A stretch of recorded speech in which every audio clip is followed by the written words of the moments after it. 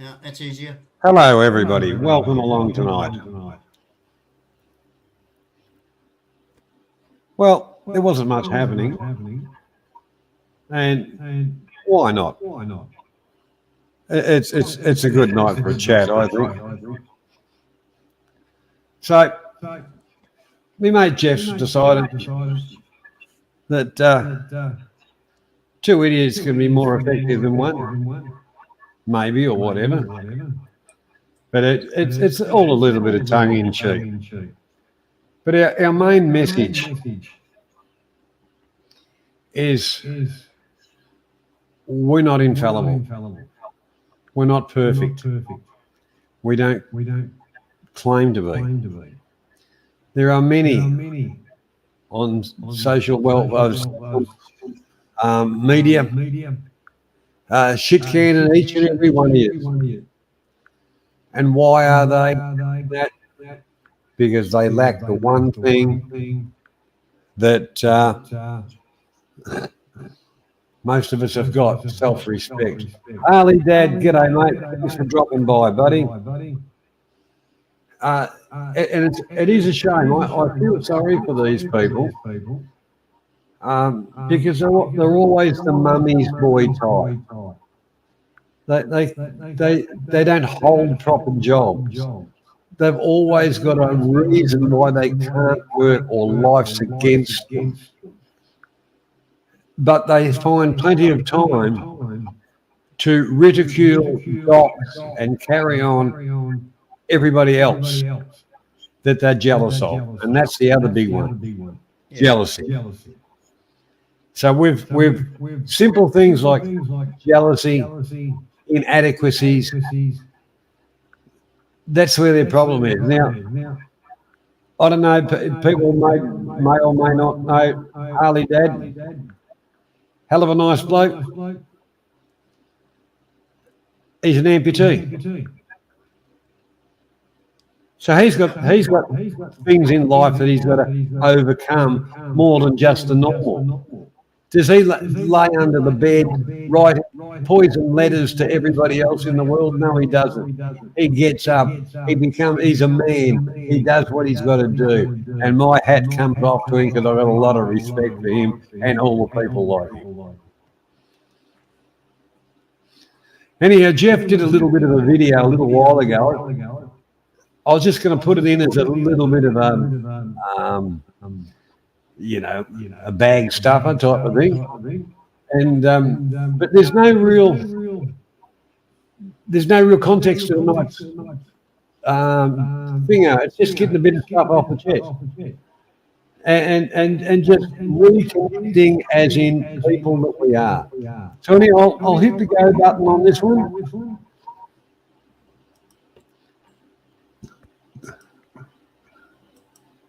Somewhere right there. There it is. No, that wasn't the right one. Stuff that up, Johnny. It's been a while since I've done it. There.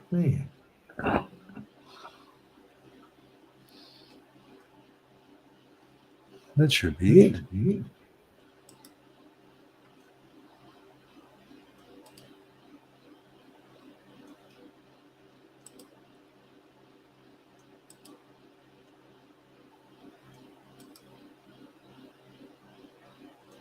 No, thanks. Bloody hell.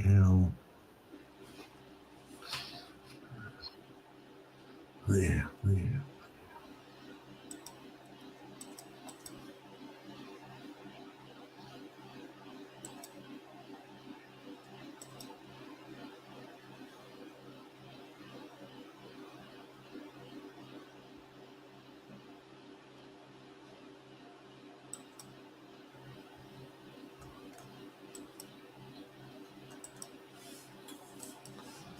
Oh, shit.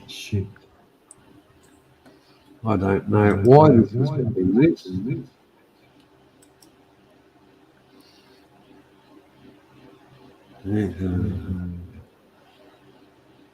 Present.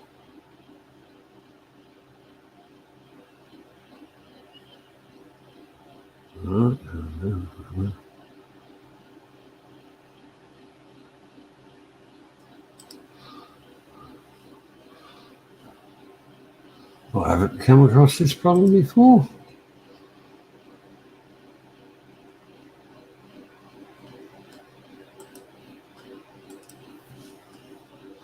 At all.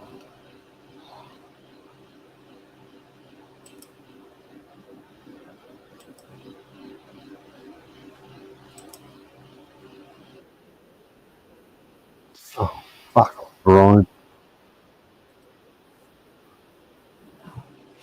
Right, what we're going to do,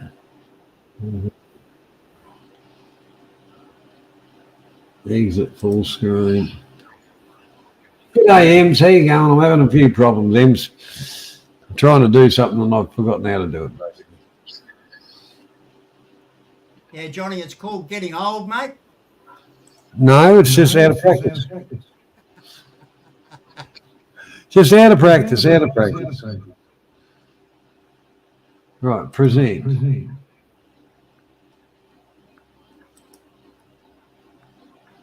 There you go. I haven't got it. I haven't got it anymore. I've lost it. That's okay. We'll find it. I am. Yeah. I'm just putting up a little spruik on my channel as well. I'm just letting everybody know that I'm live on your channel. So I'm just putting that up at the moment, mate. I should have done it before we went on. Well, we could have this as a tutorial of how not to do things. Yeah.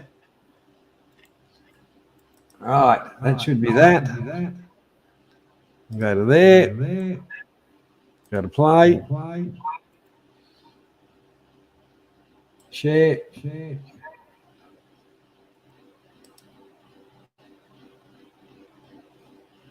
What's happening?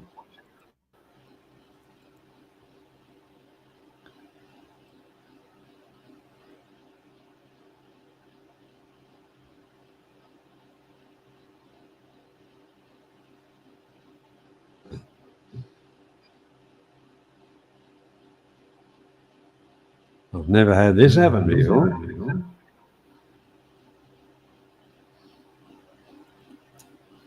That's just. I think we might.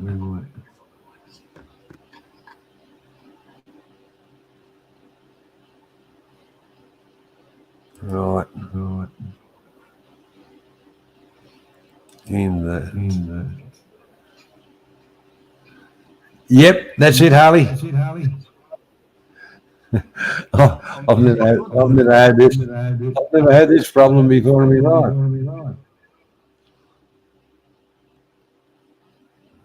Ems, good evening. Lovely to see you. Thanks for dropping by. Harley, thank you for dropping by. Really good, Ems. Thanks for asking. Hope all's going well in Taiwan for your love. I've seen a few of your videos lately. Just haven't left any comments, but I have been watching some of your last videos. Very nice. How you doing, Johnny? Good? I don't know yet. Still trying to find something. Okay, this sound is driving me nuts again, Johnny. Give me 2 seconds while I race upstairs and get my $1 million headphones. Give me 2 seconds, mate. Yeah.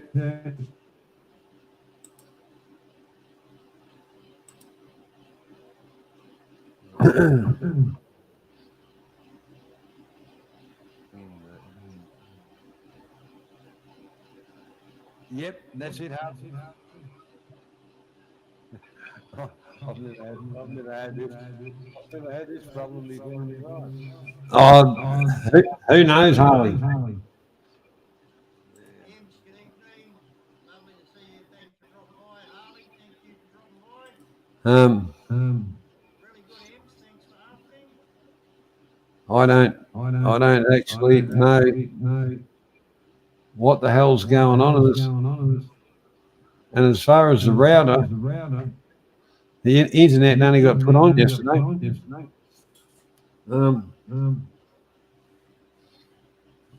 So it's a brand new router.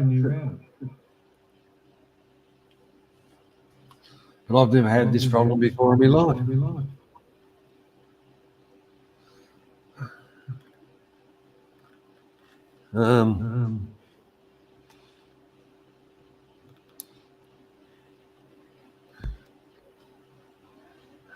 At all.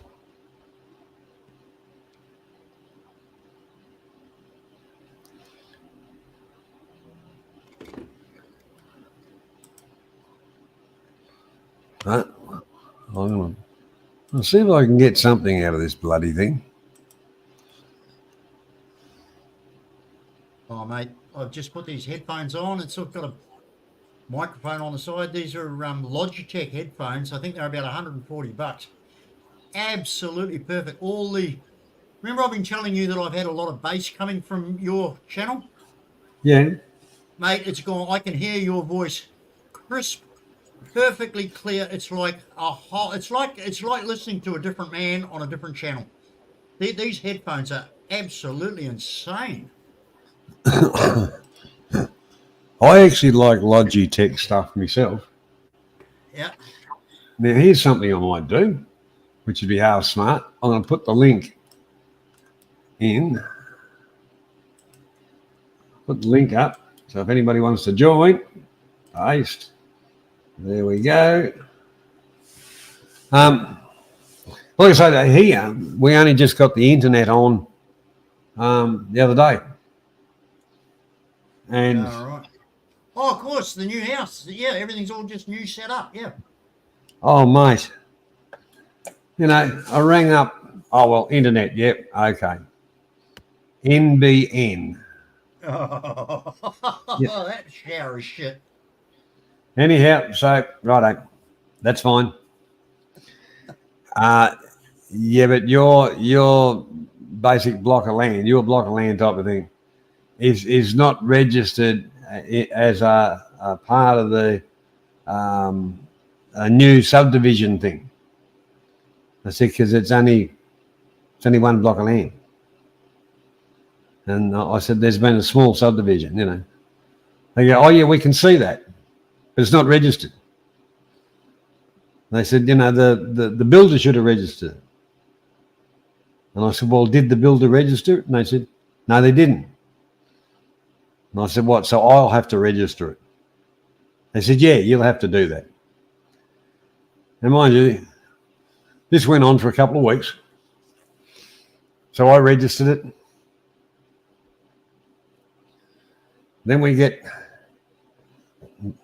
to the stage where they say, oh, yes, tell your supplier that this can happen and that can happen and all the rest of it. Then one bloke comes along and he goes from the pit out in the road to the house. Mindanao Kiwi, welcome, mate. Hey, Ron, there you go, mate. That's his job. That bit of wire from the out in the road to the house. Then another bloke comes along and he puts another piece of wire through another conduit that's already in the house from beside that one into the garage where the connections are. Wow. You know, for inside the house. Yep. And the wife said, he said, oh, what about the router? And they said, well, they told us the router we had. And they said, no, it's got to be a different router to that one. Yes. And I said, okay, fair enough. He said, but he said, I can hook it up like this. And the wife said to me, well, you know, the place is, it's supposed to be hooked up for, you know, multiple points in the house. And he says, yeah, but I'm NBN. I'm not anybody else. Yeah. And he says, and I only do what the builder said. And I said, but the builder didn't say F all because they didn't register it. Oh. And anyhow, run around beginner. And anyhow, there's a bit of carry on. And I asked him if he wanted some tandoori chicken. And in the end, he put a bloody wire somewhere, and I went and got a router. You know, plugged the bloody thing in. That wasn't too bad. Oh, look, Harley, it'll happen, but mate, the amount of sleep lost over some of this bullshit, and it is just absolute bullshit. So anyway, we've got the internet. Now, I've just tried to do something which I've done for that many times. It's not funny, which I haven't, but anyhow, it doesn't matter. We'll work through it. But now, Johnny, can I ask you a question? Yes, go ahead. Does everything work off your router, like your landline, your TV, your smart TV, all that? So like, if we get a power cut, everything goes down. We got no phone, we got no internet, we've got no TV, nothing. Is that the same with you? Well, basically, I've got a normal television antenna. Yep. But I've also got a smart TV, which is internet. Right. I don't have a landline. Oh, right. Okay. So if the power goes off, yeah, and I can run the computer on the battery and off off the mobile phone, you know.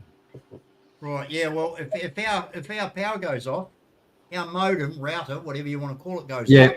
It goes out. We've got nothing. We got nothing. Even our mobile phones won't work because they work off the Wi-Fi. The minute we walk out the house, when we leave, I think I've told you this before, I still haven't got it back. I've been running around like a blue-ass fly all this week helping the Filipino boys get all their stuff. Mate, you wouldn't believe what we've got done. I'll tell you about it later. The minute I leave this house, I'm 100 yards up the road, away from my modem, I've got nothing. And Optus still charge me every month. And I'm paying for a service I'm not getting. But anyway, I've told you about that before. But yeah, everything works off our modem. So when we have a power cut, we have nothing. Can't even make an emergency phone call if I need an ambulance. Got nothing. Even the landline's cut. Yeah. Realistically, you know, Australia is a big country, and to take on an internet service and things like that is a big ask, but it's not impossible. But they stole technology from the people, sold it off, came back with half-assed stuff and said, well, that'll do you. And realistically, Australia's internet is the biggest joke in the world. Well, you know, you can prove that by the day that Duterte got elected in the Philippines. He said, I'm going to bring in Australian Telstra and they are going to fix the Philippines internet. Yeah, we're still fucking waiting. That was 7 years ago. Well, so realistically, all right, Philippines is islands. So there's a lot of undersea cabling and things like that. Yeah. The next best option is cell towers. Yeah. They cost money. Yeah, well, hang on. They're charging us like a wounded bull. So, you know, there's one excuse I'm not going to wear. Well, the one thing, the last time I was in the Philippines, which is, quite a while ago, the thing is, correct me if I'm wrong, it had a Globe, Smart, and there was another Globe, Smart. Yeah, I can't. Oh God, there's so many of them. There was basically Sun, three of them. Sun, Globe, Smart, Sun. Yes. PLDT. BWP. Welcome, mate. Welcome. Yeah, that's right. That's it. Sun, Globe, and Smart, and that would allow me to go from General Santos to Davao, or down to Glen and stuff like that. Yeah. But you were always changing your bloody SIM cards around, and And I used to say, what a friggin' joke. Yeah. You know, I'm paying for something that I'm not getting. Yeah. And I don't. Yeah, Robert's just put up a real joke. In his comment there, the Prime Minister of New Zealand was going overseas to a big conference, and the 30-year-old piece of shit Air Force plane that was taking him broke down on the airplane on the airport, and they had to get a commercial flight to divert to pick him up to take him to the meeting. It was such an embarrassment that the Prime Minister's official New Zealand government plane of New Zealand broke down because it's 30 years old and it's a piece of shit. Good on you, Rob. Yeah, I read about that. Crack you up. But you know that. Yeah, look. A lot of countries have put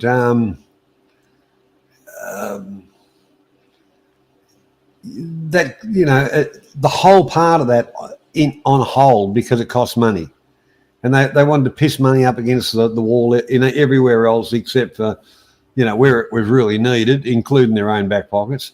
G'day, Yeah. Nathan. Welcome, mate. But the Hey, there you go. the thing about it is, it doesn't matter if they spend $1 or $10. If it's going in the right direction for the right kind of outcome, it's cheap. But the trouble is, these bastards run around like a chook with their heads cut off, throwing not little money, big money here, there, and everywhere. And it's like every politician, as soon as there's a hailstorm here and a something there, might sound selfish. It's got stuff all to do with us. We've got problems in our own country. You've always got one of our politicians heading off there to pledge money. Whose money is it? Us, the taxpayer. You know, as far as New Zealand's air flight capabilities, they'd be better off going to all flex. Well, I have a little bit of inside knowledge of the New Zealand Air Force. My mum and dad were both officers in the RNZAF, and I grew up on military bases, mainly Wigram, Woodburn, Ohakea, Te Rapa. I grew up on all the New Zealand air bases. One morning, someone in the government rang up all the Air Force bases and said, "That's it, we're closing down, you're all unemployed." That was it. Everybody in the Air Force just got told one morning over the phone, "You're fired." What a fucking joke. What a fucking joke. And you know what? If you really went back into who that was, it was probably a staffer acting under the orders from another gutless wonder that wasn't going to put his name to it to get the blame. Yeah. I remember Dad. He was in personnel when he was a squadron leader, and he got sent to Singapore because we sent contingents over to Singapore for 2 years at a time to do training, and they'd only been over there 6 months when this order came to just completely, utterly, and totally disband the New Zealand Air Force. Just fire it, because we'll throw the whole shit at Aussie. Aussie can take care of us. So Dad had to get on a plane and go to Singapore because people had gone, our guys had gone over there. They'd bought houses, they'd bought apartments, they'd bought cars, they had kids in school, and he had to tie up all the loose ends because they'd tied up a deal for 2 years. They'd only been there 6 months. And Dad had to go and sort all his shit out. That left him a fucking mess. He came home with PTSD, mate. I'm not kidding. He had to sort out, like, I don't know how many fucking members there were. There was hundreds of them. He had to sort out their entire fucking financial situation for hundreds and hundreds of families who've been left short. They all went bankrupt. They told we're here for 2 years. This is a government fucking armed forces branch. After 6 months, they were told, "Oh, fuck you, you're fired." I mean, what a fucking joke. Fucking New Zealand politics, bunch of fucking puffs, a whole fucking lot of them. It's I used to say, you know, you wouldn't read about some of this stuff, or it's you'd read it in comics. But the actual part about it is it's real. It's in our face every day of the week. And the other thing, Your dad was, hang on, you got to let me go with this one, Johnny. Sorry to butt in, but this is really important. Dad was an Air Force officer for over 30 years. He worked in the armed forces of New Zealand to stop things like communism, to stop things like fascism, to stop things like bad shit, to keep New Zealand free and democratic. And then when he left the Air Force, he joined one of the biggest public companies and got really high up in that. And so they asked him to stand for Parliament, which he did in 2 elections. On the eve of the second election, or just after, they had a caucus meeting for the Labor Party in Auckland. And the New Zealand Labor Party wanted to align themselves with a bunch of twits called the Socialist Union Party, which is a euphemism, a very fancy name for the Communist Party. And Dad said, look, I'm very sorry, but I fought and toiled, and so did my wife and my family, for over 30 years in the armed forces of New Zealand to keep the communists out of this fucking country. I'm not getting into bed with them now. And do you know what they said to him after all that? They said, well, sorry, Graham. Sorry to see you go. And they fucking pissed him off so that they can get votes from communists. New Zealand Labor Party, you fucking red cunts. That's all you fucking are. Well, it's not much different, all round. But, we're at the age where you grew up, there was always a communist under the bed or something like that. It was all that kind of bullshit. That was the propaganda. Well, he got the T-Row Primary School. Jesus Christ, you're only up the road from me. I'm from Tokoroa. But overpaid and over here. T-Row just up the road from me. The thing, the thing about it is, you're right, mate. The governments. I'm just putting this together in my head.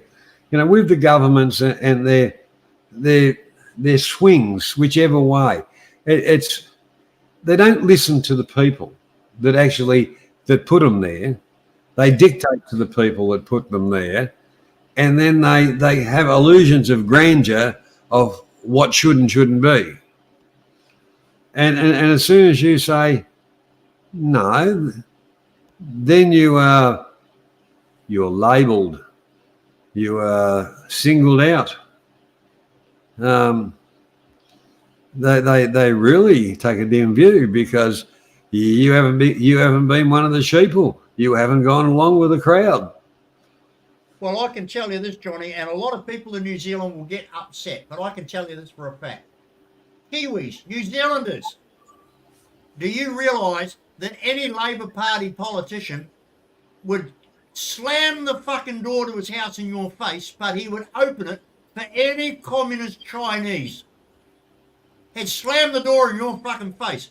But any communist Chinese that wanted to suck up to a Labor politician in New Zealand, their door would be wide open.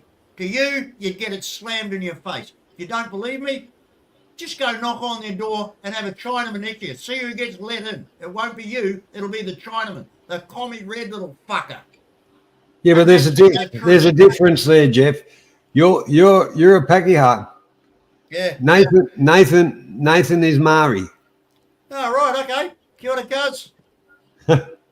If Nathan knocked on your door and you close it in his face, he'd rip the fucking thing off its hinges. Nathan's a big boy. Right, okay.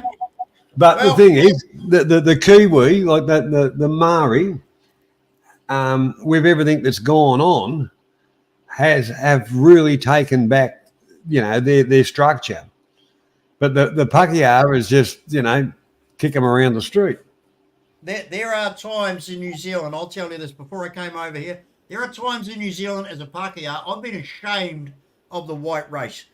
Now, I have, to this day, a schoolboy friend who's Māori, and him and I have known each other since we're 12. And we still talk to each other, email to each other, and we're still the greatest of mates. And he's a counsellor in the town that I grew up in. And he's one of the best men that I've ever known in my life. And he's always had my back.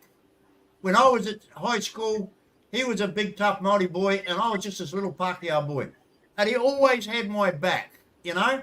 And he's been like that with me throughout my life. And I am lucky that I have been brought up in a small rural town in New Zealand where 30% of the population was Pākehā, 30% of the population was Māori, and 30% of the population was Pacific Islander. The other 10% was sort of like, leftovers. But I was lucky that I got brought up that way because there's no black and white in New Zealand for most of us. Yes, there are some racist assholes, but not many, and they get sorted out real quick. Nathan would know what I'm talking about. But I'm glad that I got brought up and took it on. And I'm glad that's where I had my teenage years because I never, ever look at skin colour. I've never had to because the bloke that's got the darkest skin that I've ever met has always been my best mate. It makes no difference to me. He can have the key to my house any day of the week. But in Australia, there is such a different divide between the white Australian and the Aboriginal. I mean, there's a lot of hate there, which I'm still trying to get my head around. Well, like myself, I can't say I hate the blacks. I can say there's sections of them that I freaking hate them because of what they stand for and all the rest of it. Now, I've got a mate, and you're going to laugh about this. Yeah. He worked in the days of the electricity company, when it was state run, and he went to work every day. They asked him to turn up. He turned up. If they wanted him to work overtime, he worked. Yeah.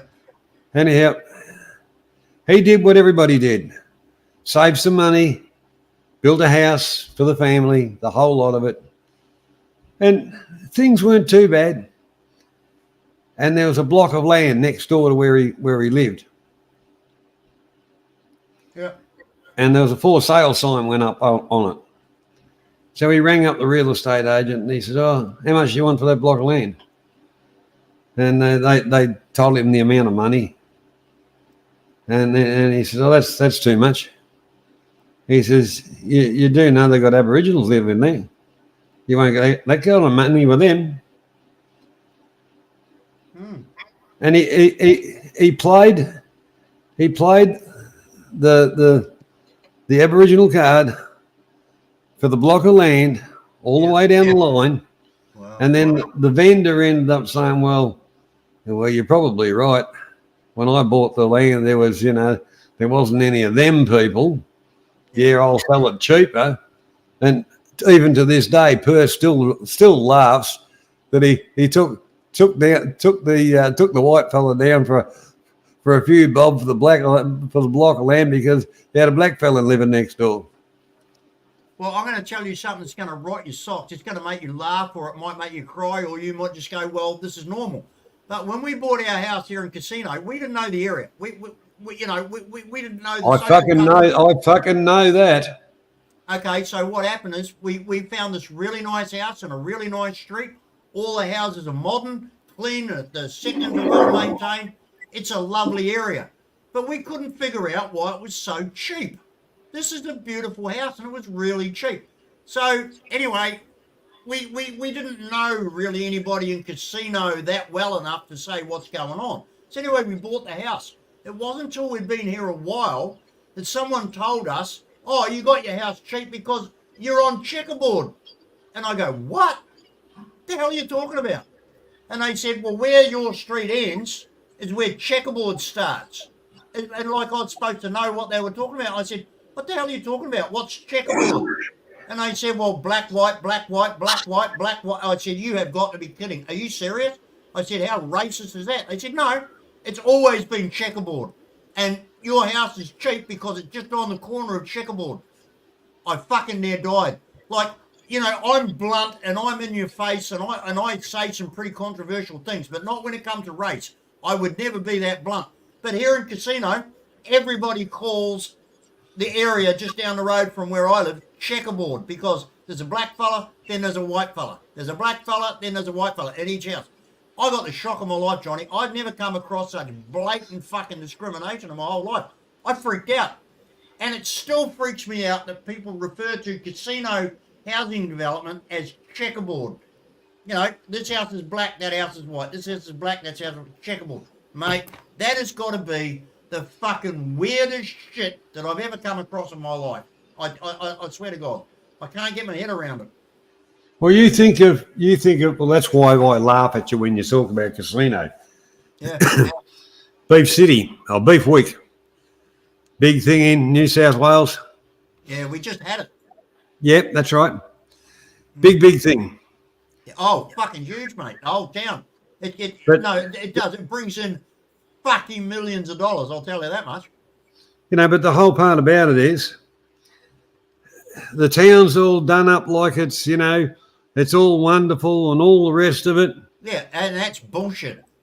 And the thing is, as soon as Beef Week's over, it goes back to the phones don't fucking work. Yep. Nothing in the joint works. There's nothing happening nowhere. It's the biggest farce ever. Yep, and if you leave anything out that's not fucking chained down and stood over with a guard dog and a fucking armed guard, it's fucking stolen, vandalised, or fucking just disappears. Yep, exactly right, mate. But you know, like week, oh yeah, this place shines, mate. It's the epitome of fucking everything wonderful about rural Australia. After Beef Week, it goes back to being the shithole it really is. You know, like as I told you, I worked for a bloke and I used to, you know, he had an abattoirs down here. Yep. And he used to buy cattle up north when they were cheaper. And he had a place there at Casino. Yep. And, you know, we'd go up and bring back, you know, bring cattle back down. Yep. And, you know, they'd say, oh, you know, Johnny, you know, slip up to Casino and get a load. And I used to go, you got to be effing joking. Well, what about, you know, you'd say, what about Gosford? No, not Gosford. Anyway, there was another closer, sow yards, you know. No, we didn't get a full load out of there. So you might as well go, just pick up the ones there, take them up, drop them off, and then bring a full load back. Geez, I used to hate going to that. The roads were shit. But the only thing was the old girl in the pub. I reckon she's probably still there. Rough as Hessian undies. She could pour a decent beer, and you got a half decent can meal. Cheap. Yep. Okay, listen, while you're there, I want to do something. There are people out there I know that are not doing too well. I want to put a shout out to anybody in Australia. Now, this is a genuine shout out, and I will give you the details. Everybody knows that when GD says something, he backs it up with either a document or proof. Well, here's my proof, ladies and gentlemen. Anybody out there who genuinely wants a good job with a good company, I will go online right now and I'll put my name on the line, and I can practically guarantee you a well-paid full-time position with the Northern Cooperative Meat Company here in Casino. They're a great company. Shit. That's like winning Tats Lotto up the arse. Look, it's not everybody's cup of tea, Johnny, but if you are a decent worker, if you have any skills whatsoever in the meat industry, you'll get even more money. But if you are a person that doesn't have any skills, you've never worked in the meat industry, they will give you a job. I guarantee you. They will give you a job. If you're somebody in Australia that can't get ahead where you are and you want a decent job and you want to be looked after, the Northern Cooperative Meat Company, their telephone number is 02 666 224. Let me repeat that. 02 666 224. Give them a call, have a chat to them. They will take on unskilled labourers and give you a full-time position here at the Meatworks. If you're willing to work hard and do the right thing, turn up every day, you will get a job with the Northern Cooperative Meat Company here in Casino. They're a great crowd of people. The guys that are working for them are a great bunch. Now, let me tell you why I know that you'll get a job, ladies and gentlemen. Aussies won't work. They are bringing in contingents of foreign workers from Samoa, from Tonga, from Papua New Guinea, and from the Philippines, because the locals won't work in that industry. But if you've any kind of a knife hand, got any kind of butchery experience or boning experience, you are going to earn a shitload of money and you are going to be appreciated. So, ladies and gentlemen out there, you've heard it from Jeff in Casino, the Northern Rivers Co-op Meat Company here in Casino. If you're a hard-working, decent, honest bloke, they will give you a job if that's what you want. Trust me, I know what I'm talking about. Anyway, Johnny, I just wanted to put that out. No, we've got abattoirs here that don't hire the locals, because all the locals, they want to start off as the chairman of the board. Yeah, that's same here. Now, I was under the impression that if you're unemployed and Centrelink came along and said, well, if you want to keep your benefits, we've got a job for you, unless you've got some fucking life-shattering fucking reason why you can't work for them, you either go work for them or we're going to cut your benefits off. But it doesn't seem to work here. It seems that don't seem to work. Don't seem to work anywhere. All the lazy bastards in Casino and Lismore who won't work at the fucking meatworks, they're exempt from the Centrelink rules and regulations. So much so that, like I say, ladies and gentlemen, we're importing workers to Casino from Tonga, from Samoa, from Papua New Guinea, and from the Philippines, because the Aussies in this area won't fucking work. Yeah, that doesn't surprise me. Like I say, it's the same here. It's the same here, and down as we get towards Melbourne, although we call it the swamp, but that's where your asparagus and a lot of vegetables and that are grown. Yep. Oh look, I know people, and they're bloody our age, and they're still out cutting sparrow and stuff like that, and earning bloody good money at it. Yep. But the majority of the farmers, they've all got together and built like little cabins and things like that. And they have, I'm just trying to remember the place in Indonesia that just got its own. I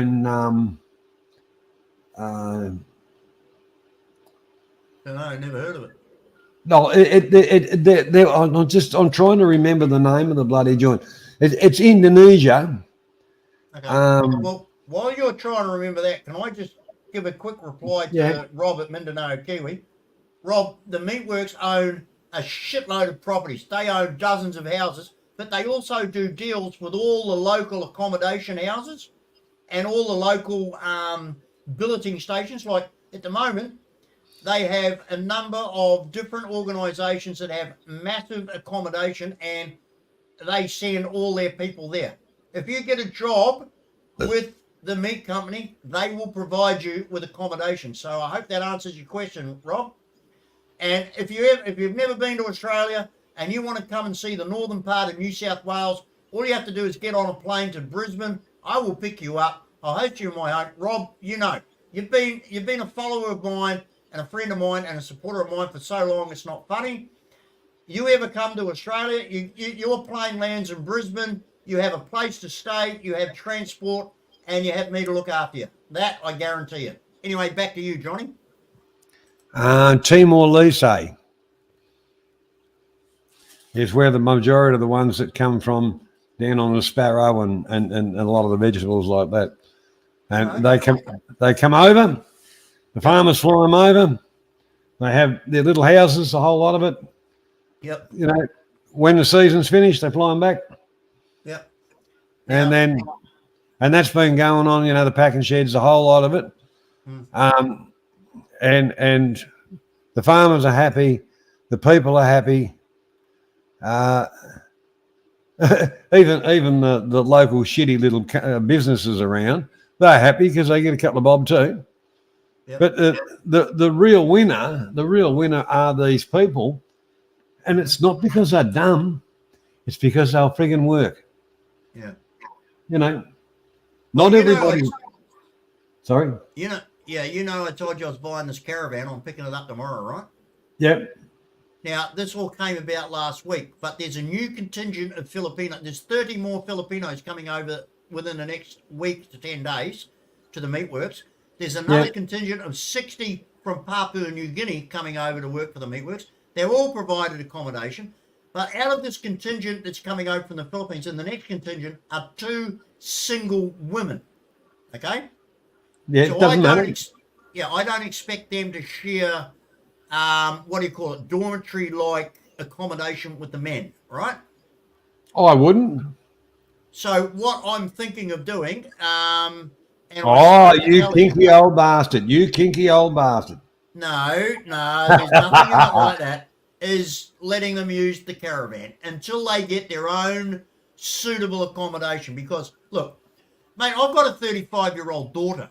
Now, that's about the age that these women will be. They're coming up. They're very experienced knife hands, apparently, in boning.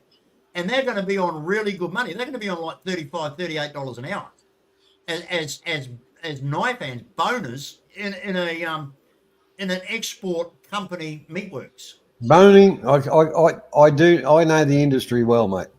Boning's bloody hard work. Yeah, but the thing is, look, the fact of the matter is, there's still women. Slices. Yeah, slices make not too bad of money.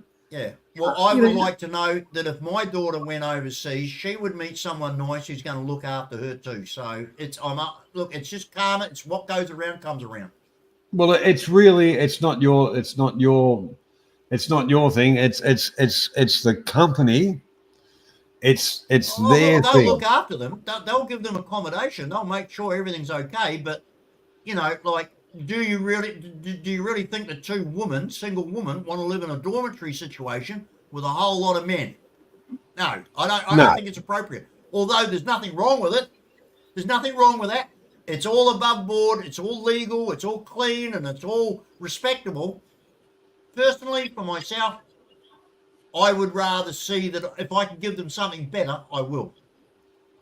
But the whole part about it is, you're virtually talking a moral ethic. Yep.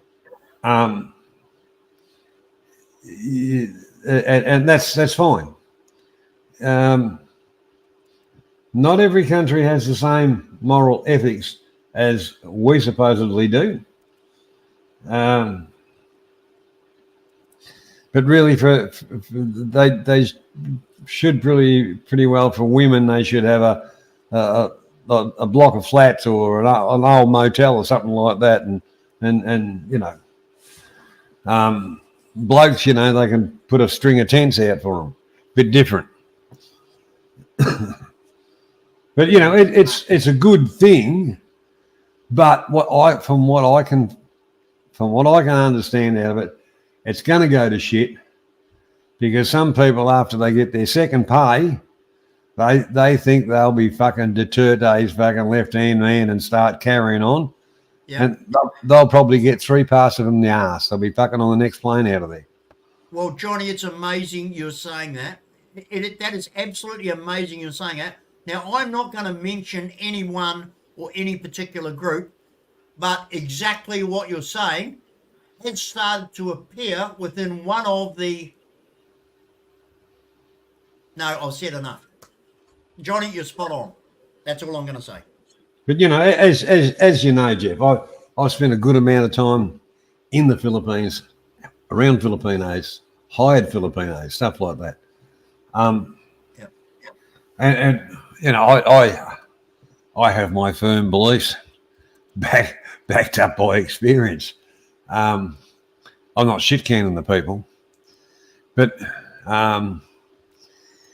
in some ways it's like putting a kid in charge of a candy store that's never had a lolly or nothing in their life. And this is where some of these programs, look, that they're good, but it needs to be more than, look, here's your pay, and they go Yahoo. I actually really think that a percentage needs to be, put away for their return home, for their own betterment. Yeah. Because otherwise they'll go one of two ways. They'll piss it up against the wall. Filipinos like gambling and they like drinking. Yeah. Well, the men do. The men love the gambling. The men love the drinking. Now, I tell you what, a lot of there's quite a few women that like. Okay, but that's what I was going to say. That those ones, they're the ones that you avoid like the plague. Okay. But don't get me wrong. I'm not shit canning. I'm just putting it out there.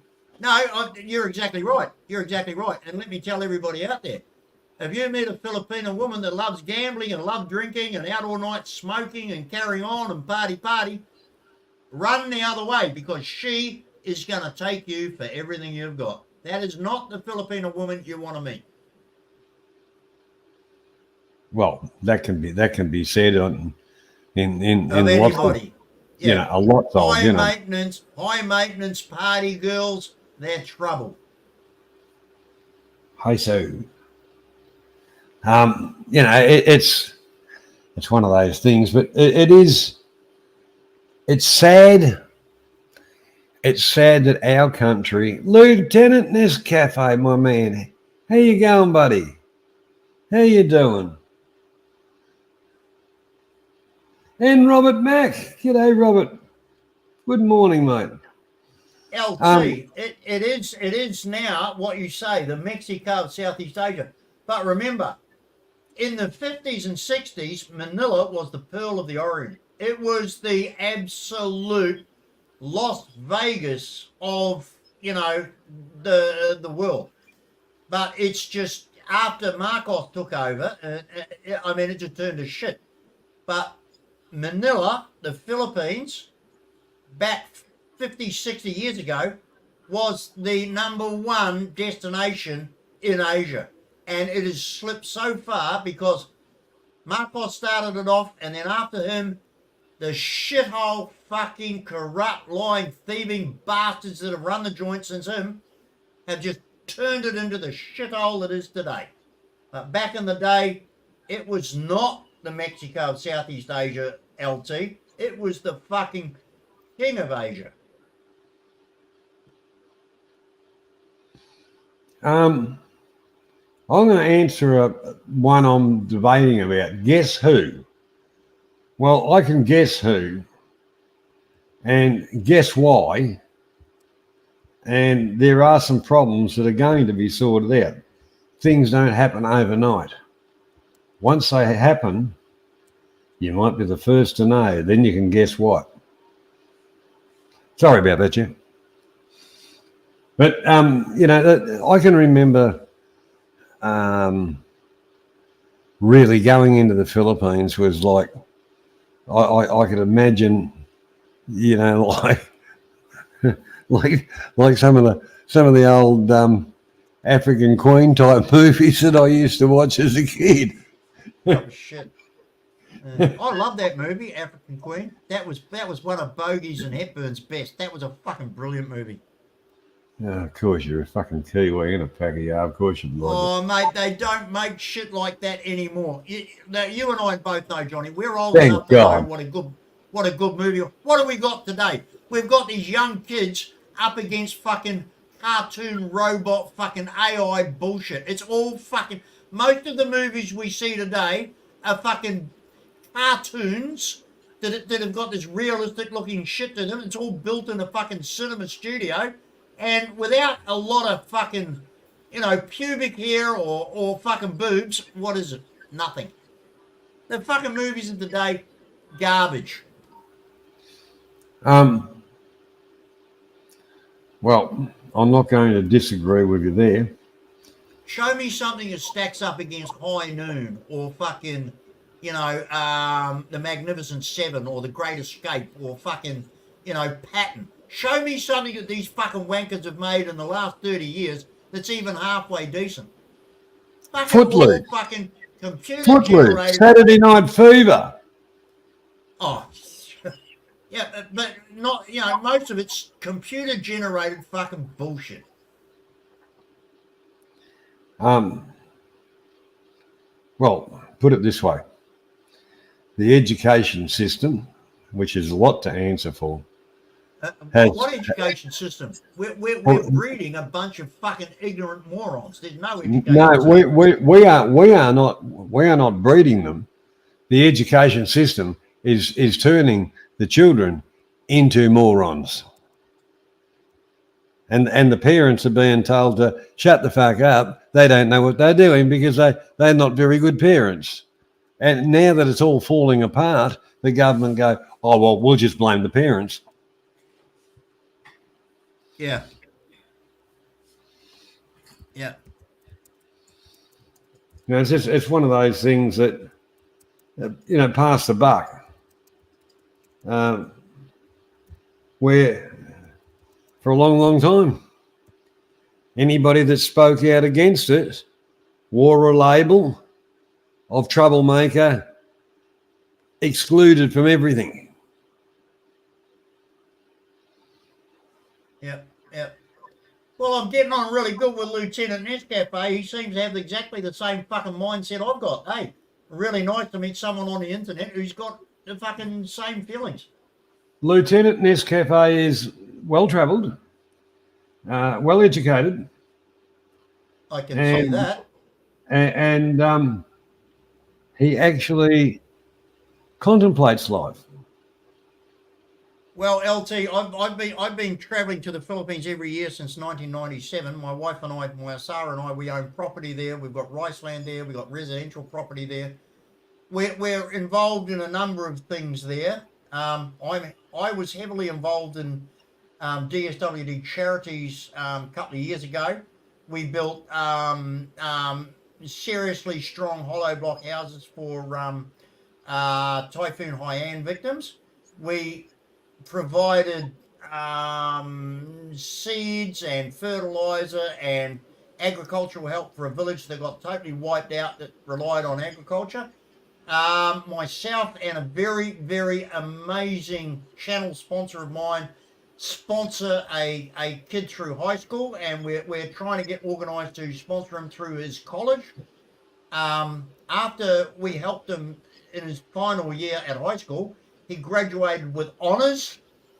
We've kind of lost contact with him for some reason, so I need to get a hold of his Filipino contacts, but we do what we can, LT, in the Philippines because we can. It's like I say, I give to the Philippines. The reason of my existence, and this is the reason we actually started this live stream tonight, Johnny and I had a chat, and we decided that we would like to give our opinions about the people who put shit on the fact that we give, we donate, we care, and we help people in the Philippines and Thai community.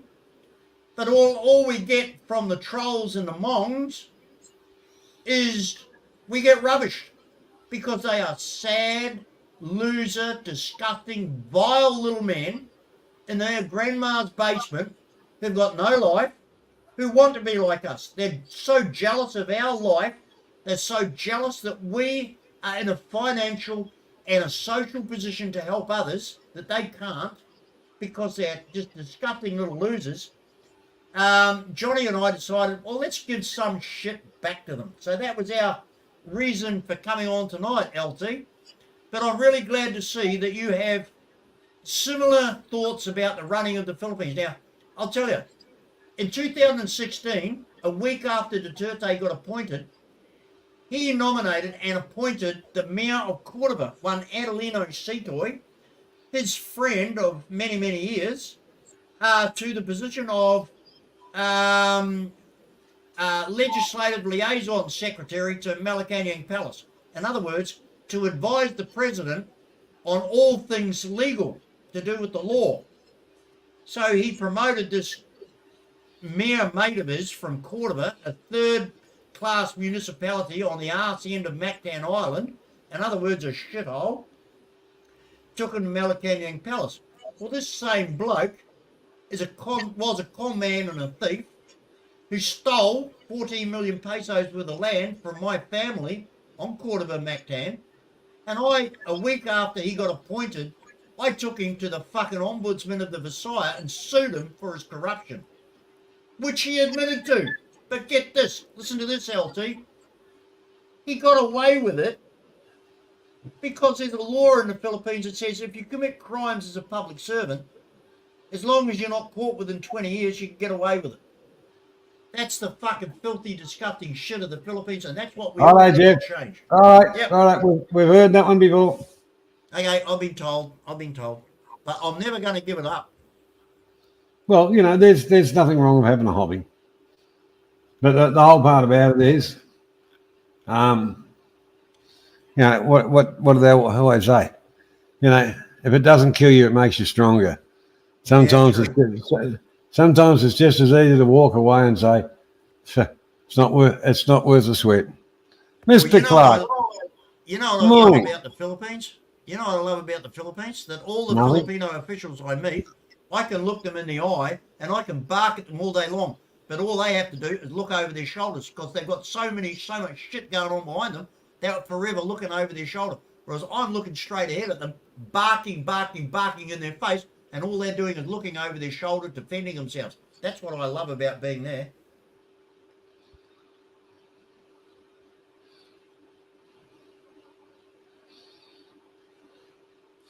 Master of Puppets. You know, the whole part about who cares about trolls and idiots and fools. I certainly don't. People I don't until they do the damage they're doing. Excuse me, I'm talking here. Sorry, mate. The thing is, I don't care what they say. I don't care what their bullshit is. If people go out and push a wheelbarrow, and it's done honestly and never professionally, because they're not professionals, to help groups or whatever to strive, you know, to even have an existence. I think that's a wonderful thing. There's plenty of people that, you know, can sit in their miserable little lives, shit canning everybody else on their keyboard, thinking they're fucking heroes. There's plenty of them. You know, there's mothers giving up mongrel kids like that every fucking day of the week. But at the end of the day, places need help, but it needs to be done correctly. And the trouble is, a lot of these places, it has to be done by not the locals, because they're as dodgy as fuck. They'll steal more off the people that they're helping than anything else, and that's true fact. And if anybody wants to come back at me and say, no, that never happened, I'll fucking challenge them, because I've seen it. The thing is, we all, you know, a couple of bob here and a couple of bob there is not a lot. But to some of them people, it is a lot.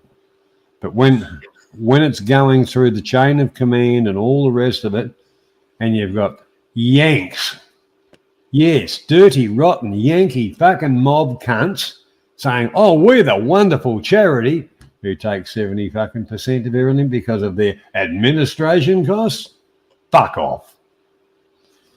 Johnny, I went into Coles supermarket here in Casino the other day, and there was a table set up just outside the door, and it was Surf Life Saving Australia. There were the two young guys with Surf Life Saving Australia t-shirts on, with hats on, with all this advertising to donate to Surf Life Saving Australia. And I walked past them, and the guy yelled out, oh, sir, would you like to donate to a very good cause? I said, no. And he said, I beg your pardon? I said, yes, Surf Life Saving Australia is a very good cause, and I love that cause. But I said, I am not going to give you a fucking penny. And he said, why? And I said, because you're getting paid for this. I'm not paying your wages to sit there and ask for money. I'll give money to Surf Life Saving Australia, but I'm not paying you to get that money. You're a paid worker. This is not a charity. It's a bloody organisation. It's a profit-making organisation. Well, Surf Life Saving Australia is a registered organisation. Yeah, I said to this kid, are you getting paid to do this? He said, yes. And I said, that's why you're not getting a penny out of me. If I give money to an organisation for charity, I want my money to go to charity, not into your pocket as a paid worker.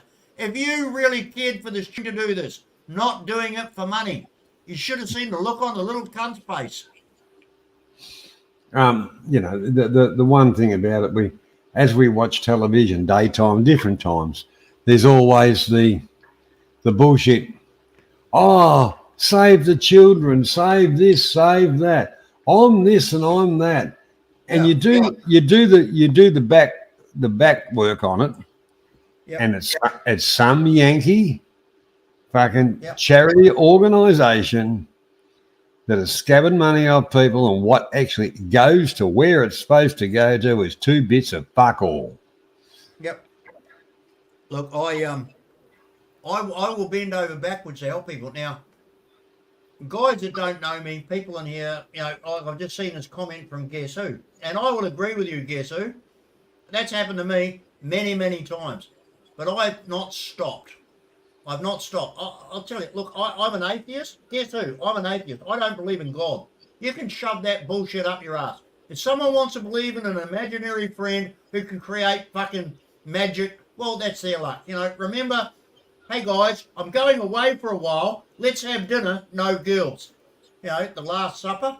Anyway. Well, hang on, Jeff. I like the one with the girl gets pregnant and there was no quarters interrupters and none of that. Well, that's not a bad type of a thing.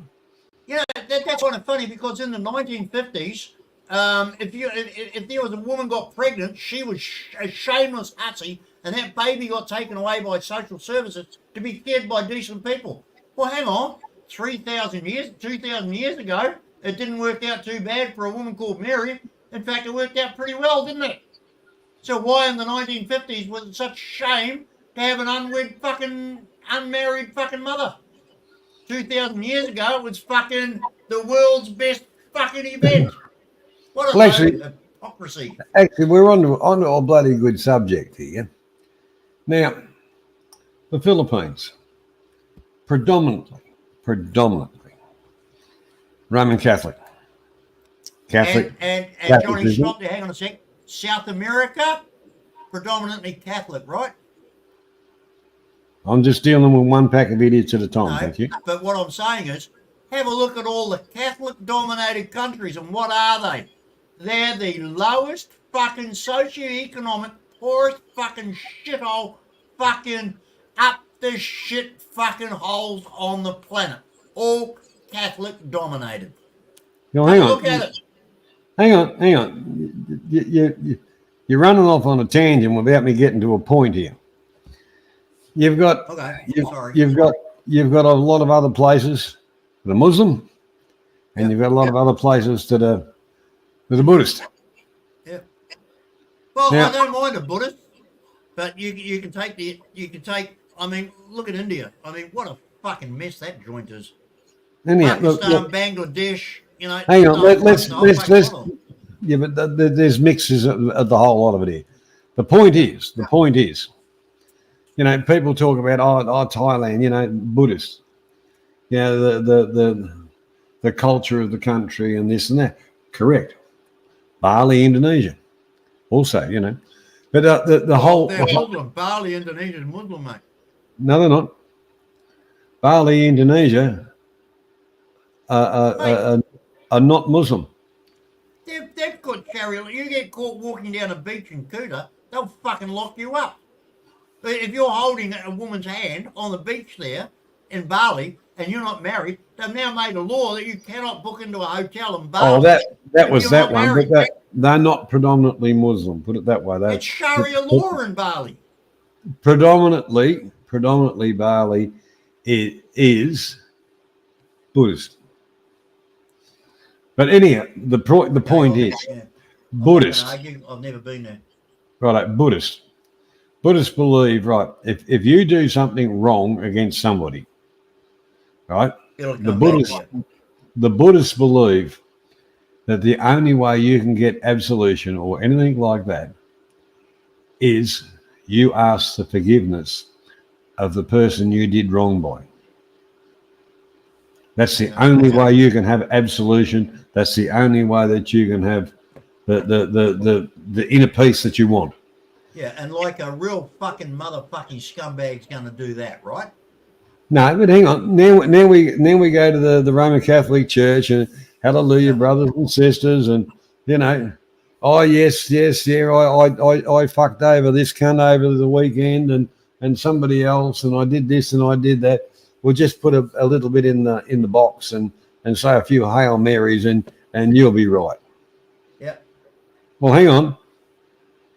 I think I'll take the Buddhist bloke than the fucking Catholic, because he throws a donation out and says, hallelujah, brothers and sisters, and hallelujah, we've got absolution. Well, isn't that a load of bullshit? That's why their countries are fucked, because they're fucking each other over every day of the week, and they say, oh, but I'm a fucking wonderful Catholic. Bullshit, they're liars. Quick story. After 30 years, now my Mrs. Maya Sawa is Filipino. I've told her I'm not Catholic, I'm not fucking church going, I'm not fucking blah blah blah, but you can do what you want, but I prefer you stop going to that bunch of fucking hypocritical fucking lying cunts and went to a real church. So I took her along to the Anglican Church, the Church of England, where you don't get a plate shoved in your face every 5 minutes, where you're not forced to pay money to listen to the priest, where you're not pressured to give donations, and she couldn't believe it. So anyway, she was actually encouraged to read the Bible in church. So what happened, we went back to the Philippines.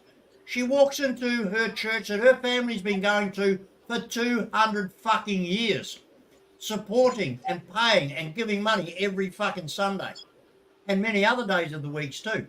And she walked in with a Bible, and she was stopped at the door by the priest and said, you can't bring that in here.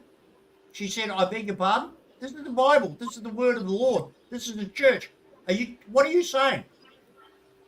So what happened is she had to surrender her Bible. So she went in and sat down, and in her own language, listen to what this fucker was telling the congregation, which she learned the Bible backwards by this time, and she knew the truth about, religion. And this guy was standing up there talking so much shit it wasn't funny, filling the people's heads up with so much fucking lies and bullshit. It wasn't funny. So anyway, she turned around, walked out, and she held a Bible study group in our barangay and said to them, this is the word of the Lord. This is the Bible. He won't let me into fucking church with the Bible, the word of the Lord. Because look in here, look in the Bible and show me where what he said today is written. What he said today is a pack of lies, a pack of bullshit, and it's designed to fucking keep you enslaved and fucking under his thumb to give him money. To this day, her Bible study is not only fucking still going, but there's hundreds of members. Doom and gloom. Lieutenant Nescafe, and guess who? We are hated. You're right. Indonesia is predominantly Muslim, but what my point was, Balinese are predominantly Buddhist, and in Indonesia there's the few different groups of Muslim, but I'm just using that in context type of thing, as far as the conversation. It doesn't matter. I'm not saying I hate any religion. I'm not going to say I hate this religion or that religion. There's religions I disrespect, or I dislike. I don't believe in their teachings and things like that. But hate's a very strong word. Yeah.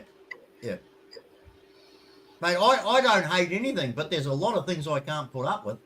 I mean, like you said about you don't hate any one religion, nor do I. I just don't believe any of them. If someone is so weak and is so loose in character that they can't fucking stand up for themselves and their own failings in life and what's coming at them, that they have to invent an imaginary friend to carry them through, and fucking good luck to them. I don't. I'm strong enough to fucking whatever shit happens to me, happens to me. It's not because, and I'm not going to get down on my knees and beg some imaginary friend to make it better.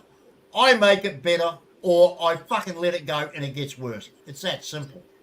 Fuck this Um, imaginary friend.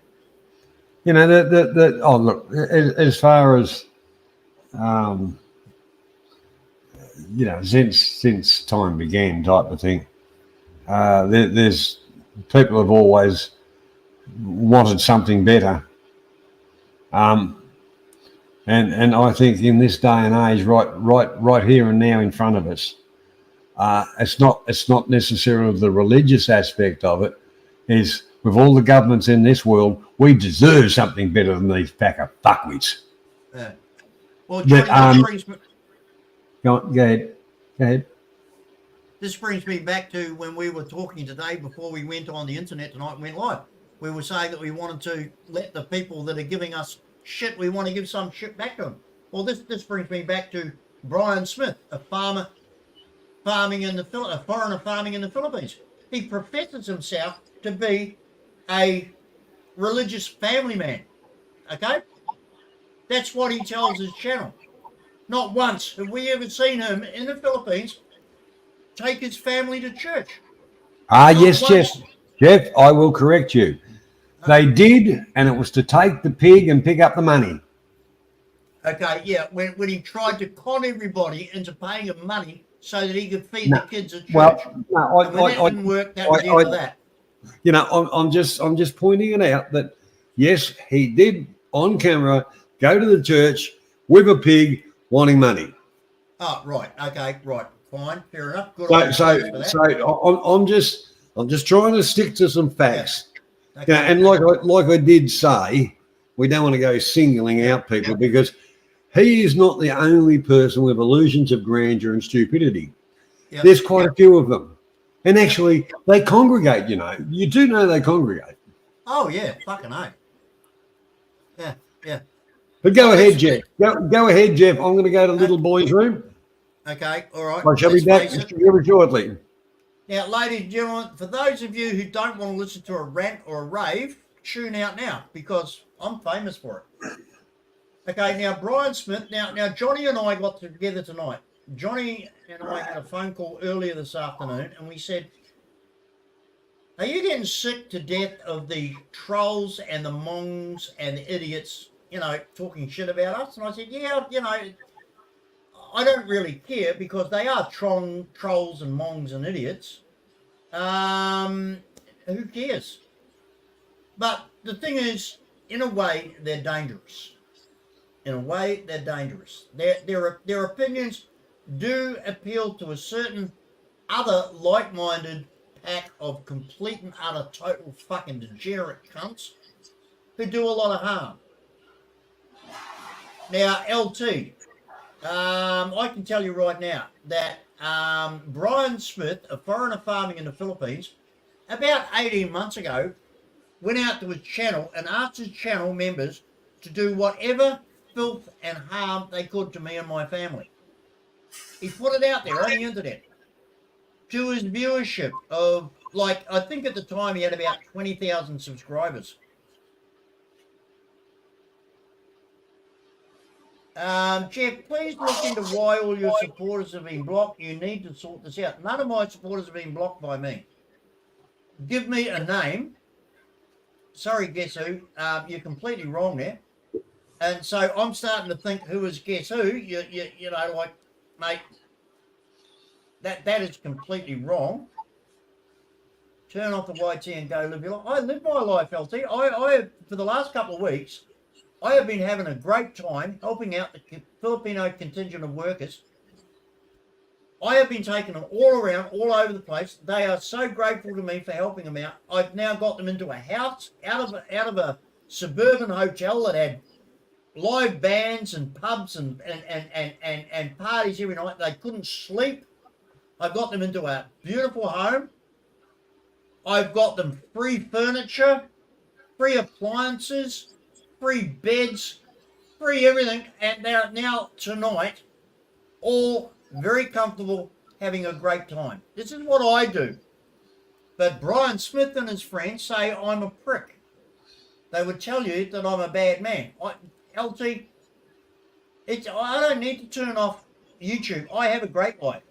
And, you know, I have now got a great group of really cool Filipinos as my new friends. And you got to remember, whatever your feelings are, we're here in Australia. We're Australian, and we look after people that we can look after. It's called mateship. Now, I don't know where you're from, what you do, but I have got a great deal of satisfaction in the last couple of weeks out of helping these people out, and they're very grateful for it, and their lives are better than they were. And I feel really good about that. And they said to me, Jeff, why do you help us so much? Why have you done so much for us? And I said, I've received a number of blessings in my life. A number of really good things have happened to me. Don't get me wrong. I'm not being religious here. There's no religion. This is just my feeling. I've had a lot of luck in my life, a lot of good luck, and it's come my way. Now, if I didn't pass some of that on, that'd just make me a greedy, ugly man. A lot of good things have happened to me, and if I didn't pass some of it on, I would be nothing but a prick. So I passed some of my good luck on. That's it. All right, you fucking parking me to run out. Joe Ford, g'day, mate. Welcome along, buddy. The whole thing about it, Jeff, is it's not a competition. It's not. It's not. Yeah, but let me finish. Who gives a fuck about the idiot side? Who gives a shit about whatever? What I always liked about YouTube, and the main thing is I've met a lot of very nice people. Yes. I've met some assholes and all the rest of it. But the thing about it is, if I had thin skin, I would have given it away long ago. Not wrong. Mate. I haven't got thin skin. And I laugh at half the idiots. You know, crocodile tears, big deal. Yep. And what I do is what I do. I don't really put it out there a hell of a lot. And I remember one night I had a bit of a go at you because you actually did disclose a couple of fucking things that I wasn't doing. Yeah. And I wasn't very happy about it because that was something I did. Alberta Cowgirl, welcome. But, you know, the whole part about it is I think most of us in our own little way, even the elderly neighbour next door, if a paper's on the ground, you pick it up and, you know, put it up on the mailbox or something, you know, just a little thing of saying, hello, how's your day? That means a lot to people, a lot more than half this other crap that the others seem to,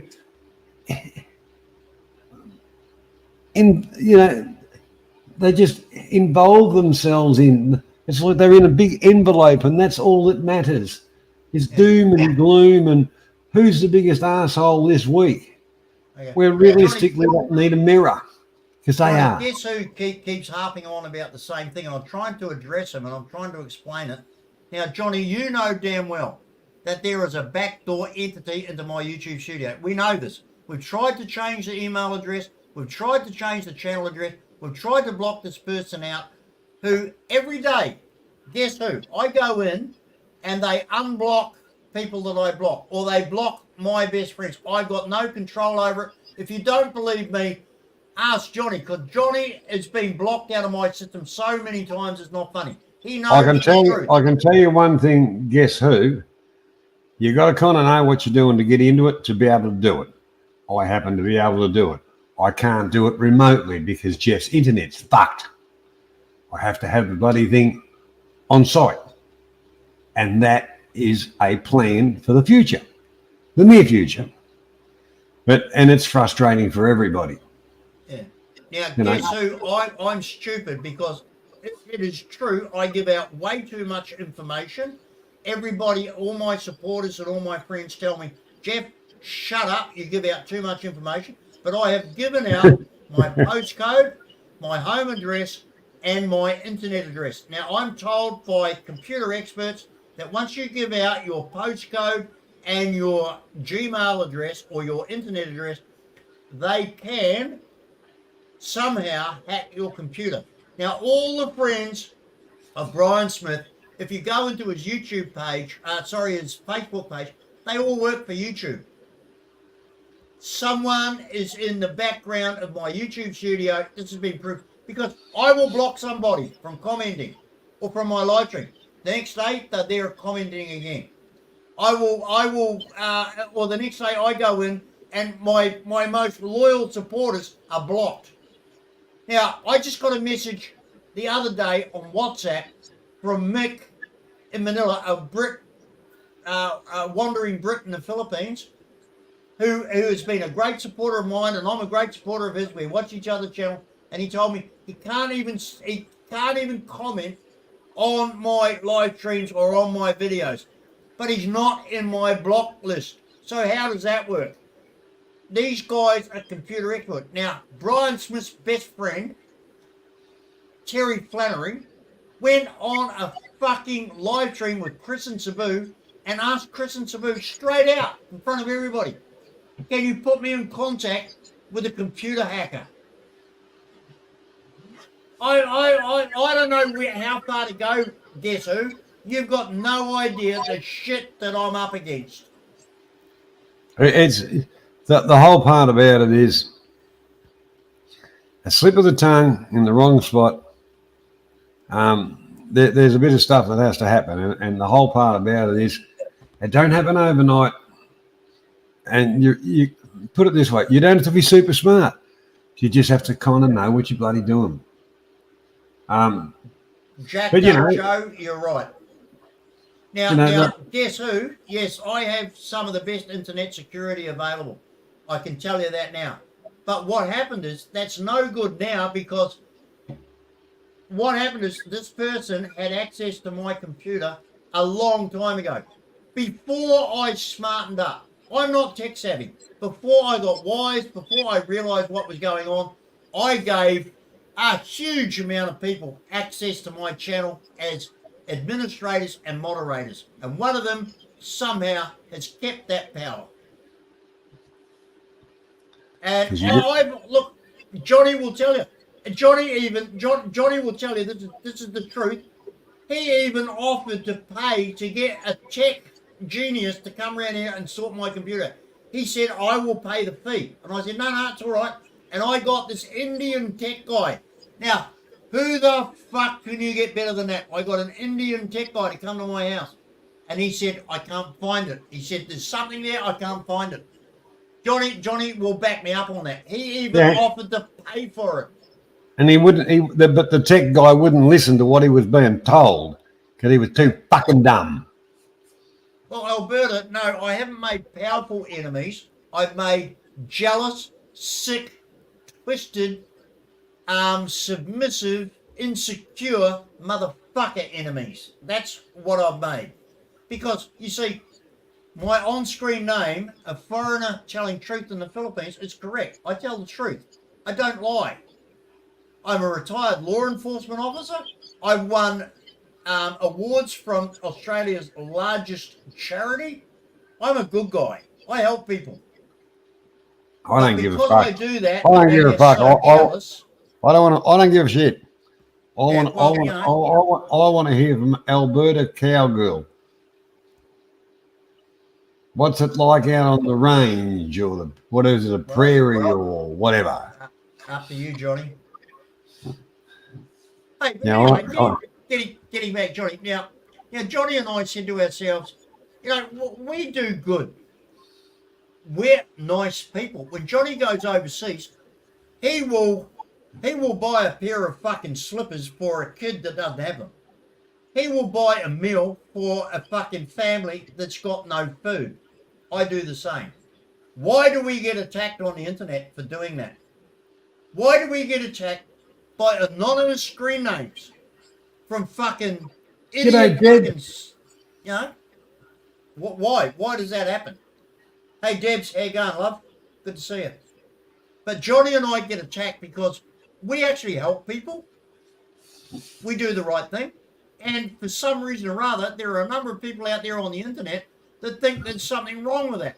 Well, I don't think there's anything wrong with that. I think it's the right thing to do. In fact, if there were more people like Johnny and me that helped our fellow man, what a better place this planet would be. But for some reason or other, people laugh at me when I say that. People make videos and parodies about that and call us names and put us down. Well, I'm sorry. I will take Johnny Siam as a mate any day of the week for what he does when he's overseas and helps out the people that he helps out and looks after. I will take him over these southern inbred motherfuckers who contribute nothing but filth. Righto, Jeff.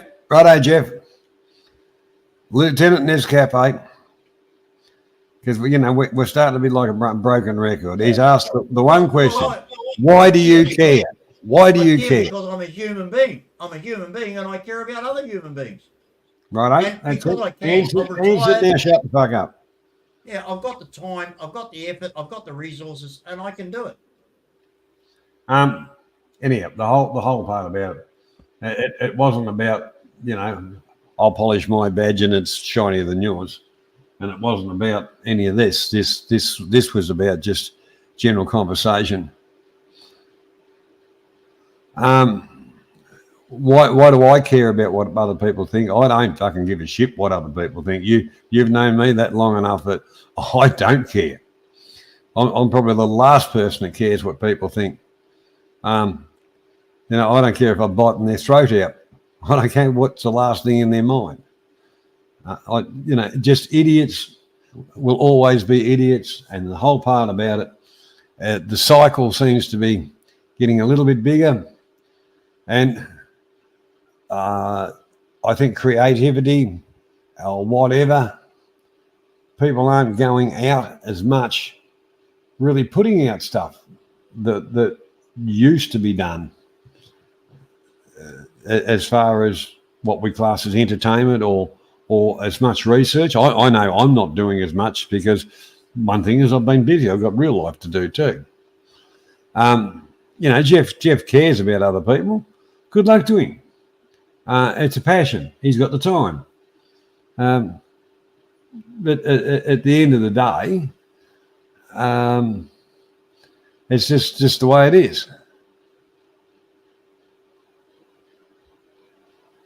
Where'd you go, Jeff? You dropped out.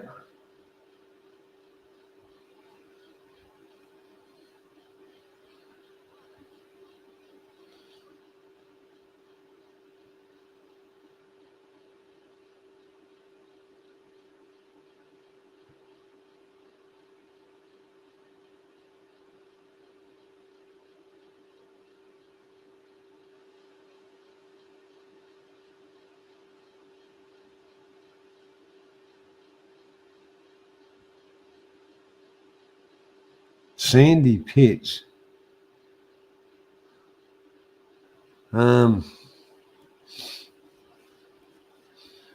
Sandy pits. I think you need to go back through your little story there. There's a few holes in it.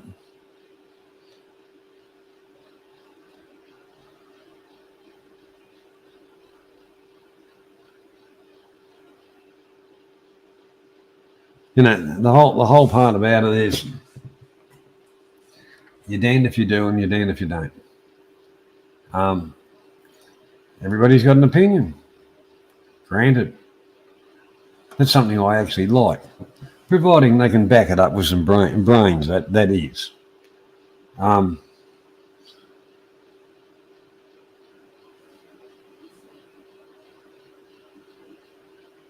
Well, yeah. Look, Lieutenant. I do agree. I do agree that that's why anything I do is what I do. I don't say nothing about it or anything like that. I just do what I do because that's what I do. Jeff takes his stuff a little bit further because he wants to try and get a little bit more money in to help the people, and that's a different level. And good luck to him for that. And I won't shit can him about that. He likes to push his wheelbarrow. I won't shit can him about that. But at times I wish he'd shut the fuck up about it too. Johnny, two things here. Kenny T, Yes. you lost it with me, GD, when you started on a 3-year-old kid. No. Now, okay, Kenny T, let me tell you something. Are you a father? Kenny, obviously, I would assume is a male name. So are you a father? I'm a father. If my children needed any kind of medical help, I would give it to them. It doesn't matter what it cost me. It doesn't matter what I had to go through. My children will not suffer a medical episode while I stand by. Now, let me explain this to you, Kenny T. Brian Smith actually came out and said, my son has autism. He has the autism syndrome. Now, listen to this. Listen further. Brian Smith also said he had the autism syndrome. Now, Brian Smith defies medical phenomenon time over, the world over. Brian Smith defies all logic and says, I grew out of it. Now, Kenny T, if you can show me one example from any expert, from any medical institution anywhere in the world who's ever studied autism that says you grow out of it, well, please refer me to that person, because Brian Smith is a medical genius. He diagnoses people's health at the drop of a hat. People who are thousands and thousands and thousands of miles away from him, he's never met in his life, Brian Smith can diagnose their physical and mental health. But he can't diagnose his own. Actually, I'd like to add something. Like Kenny, there wasn't reference made to young Charlie. That child wasn't quite right, and I don't mean that detrimental or anything like that. The development, the whole thing, and actually, Jeff and I actually brought that out. I think I was probably the one that mouthed off about it more. I said that child's not quite right. Jeff got attacked. I didn't. I don't give a shit anyway. But the whole part about it is, before we picked it up, the parents would have known that, and that's when it comes into they didn't have the money to do what they could to help that child, or they were just saying, sit the child in the corner in a playpen. The Lord will take care of him. And that's it. There's nothing disrespectful about anything by saying there's a kid that really needs some help. What can be done? It's just a case of, it's like, oh, there's a jumper that don't fit. I'll just hang it up over there. Thank you, Johnny, because if you go to this comment from Guess Who, he said, come on, Jeff, you did threaten a boy harm. No, I did not. I turned around and I said, I made it I didn't threaten the boy harm at all. Show me where I threatened the boy harm. Now, hang on. I was waiting for Johnny, but I've held my peace. I said, this kid needs to be exposed. People need to know that this kid is a mong. I didn't threaten that kid harm at all. I turned around and I said, Brian Smith needs to fucking acknowledge the fact that that kid is a mong and needs help. And if he doesn't, it's child abuse. And I will do everything I can to bring this guy to account for the child abuse that he's directing against his own kid. He's done nothing. He has never come out. He's made a video. He says, my son's got autism. I had autism. It's in the family. Okay, so what has Brian Smith done to help this kid's autism? Not one video ever to say, well, I've taken him to an autism specialist. Not one video ever to say, I've got someone here to help him with his development. Nothing. Not a fucking thing. G'day, Buick. Welcome, mate. Hey, Tony. Whoa, yo. Tony Buick Adelaide. Whoa. Now, guess who?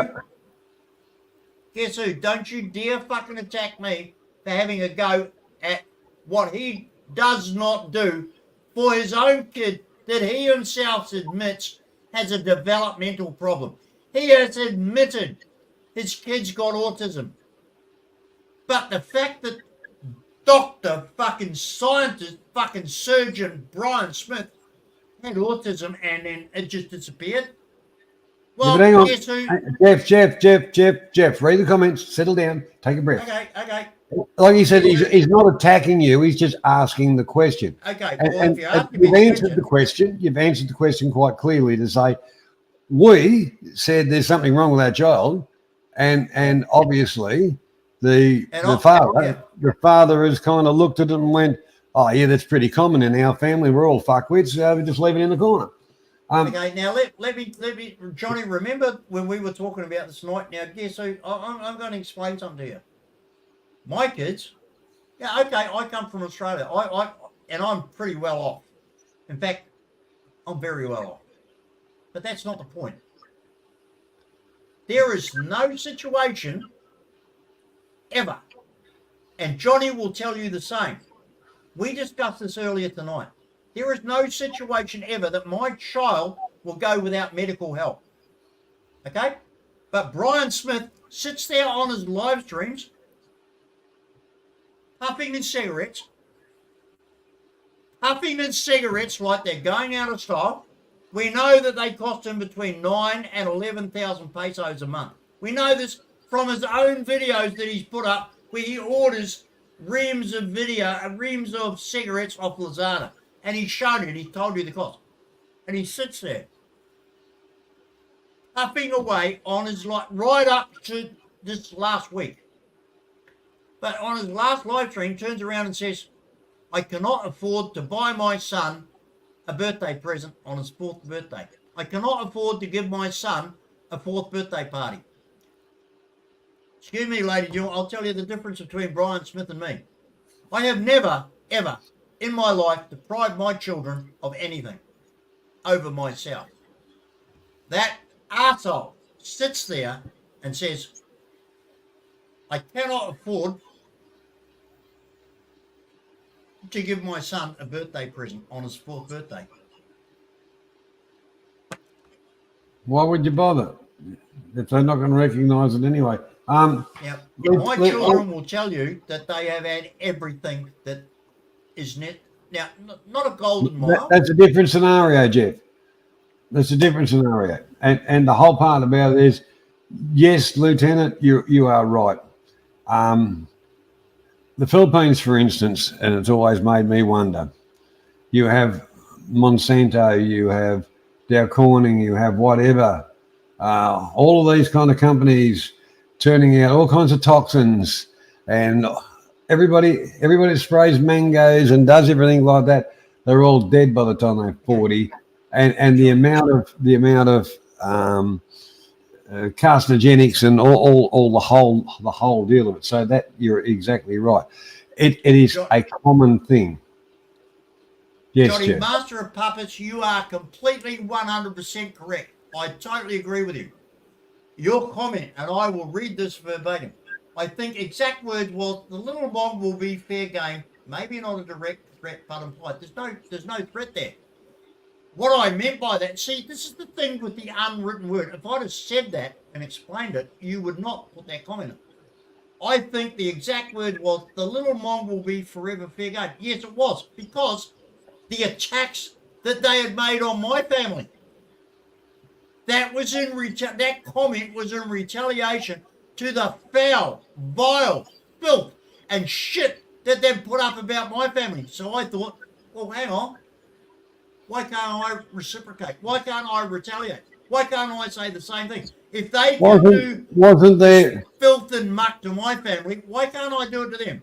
Now, you tell me, Master of Puppets, why is it that they... Now, Have you ever seen my son or my daughter or my grandkids or my Asawa on this channel? No. So why the filthy, disgusting, vile animal shit that they put up about my family?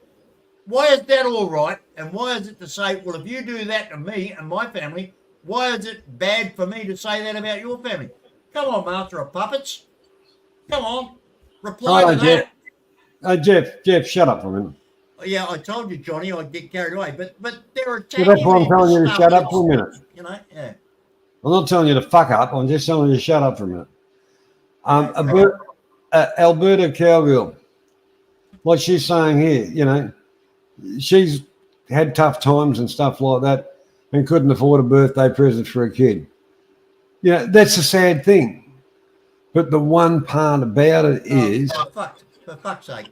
Yeah, I'm sorry, but Johnny, this is why I got into trouble last time. If I'm going to put up with shit like that, I'm out of here. I'm not going to put up with shit like that from this Sandy Pitts, who's obviously a troll, who's obviously a fucking fake ID. Jeff, I'm reading it, Jeff. You know, to judge harshly. Now, that does happen. We realise that. But it doesn't happen every fucking year.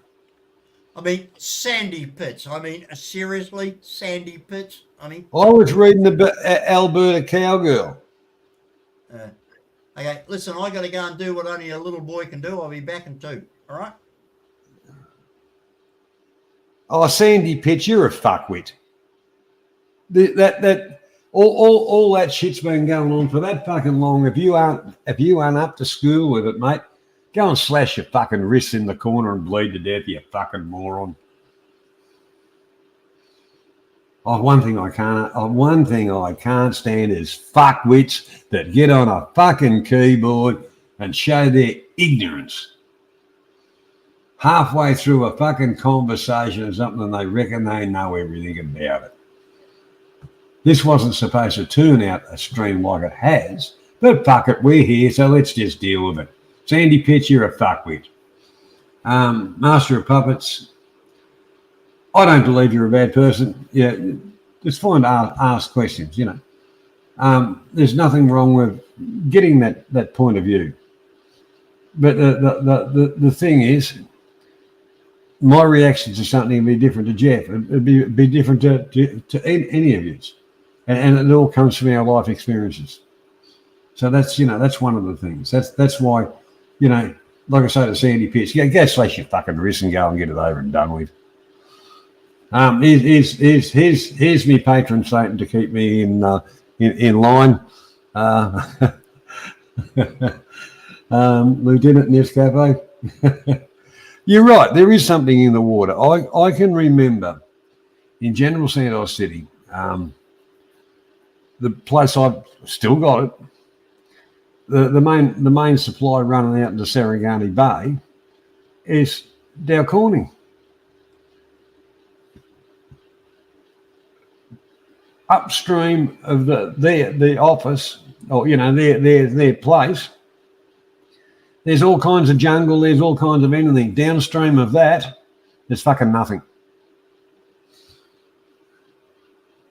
All right, Sandy. Johnny, ask Jeff if he doesn't lie about him. His niece Julia. I will talk to him about it, but I am not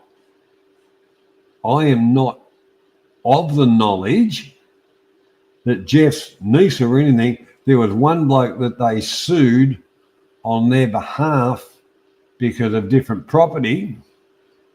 As far as Brian Smith, some of the stuff that's been put in has been, you know, under the Constitution against Brian Smith. I don't know that 100% about it. Jeff has done videos on it. If you want to go back through it, Sandy. And for fuck's sake, I don't want Jeff to spend the next 3 fucking hours talking about it. I want to try and have a bit of stream where we have a bit of fun too. But you know, the thing is,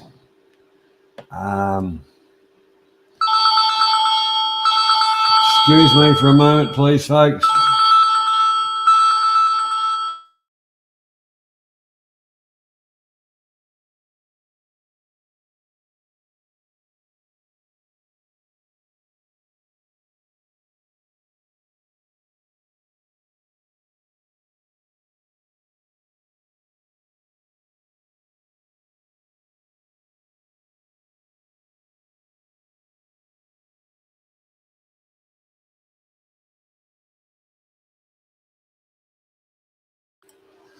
Yeah. So anyhow,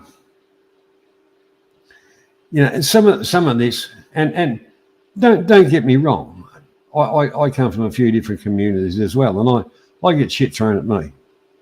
What do I do to deserve it? Nothing. Defend myself, and sometimes very, very strongly. That is apparently you're not supposed to do that. You're supposed to go and hide under the bed for 2 weeks, and then come out and say, "Oh, I was deeply concerned about that." No, I just go for the fucking throat. But at the end of the day, Lieutenant Nescafe, yes. The one thing in the Philippines, which is very, very worrying, is the amount of multinational companies. There's rules and regulations in every country. When they go to the Philippines, they just set up their plants, which are usually ones that have been condemned. They just take them over there, throw them up. Oh, yeah, we'll employ some people. We don't give a fuck. And, like Sarangani Bay, which is the tuna capital of the Philippines. You've got all this shit running out from Dow Corning and a couple of the others straight into the fucking bay. I know people there that after that I've known them for 12 years and they ended up paying for their funerals because their job was spraying mangoes. Not even 40 fucking years old, the poor cunts are dead.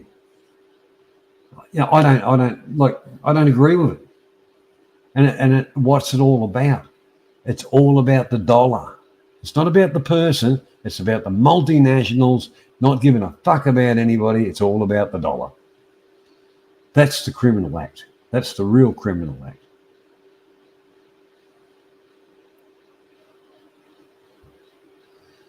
It's absolutely ridiculous that that in this day and age, that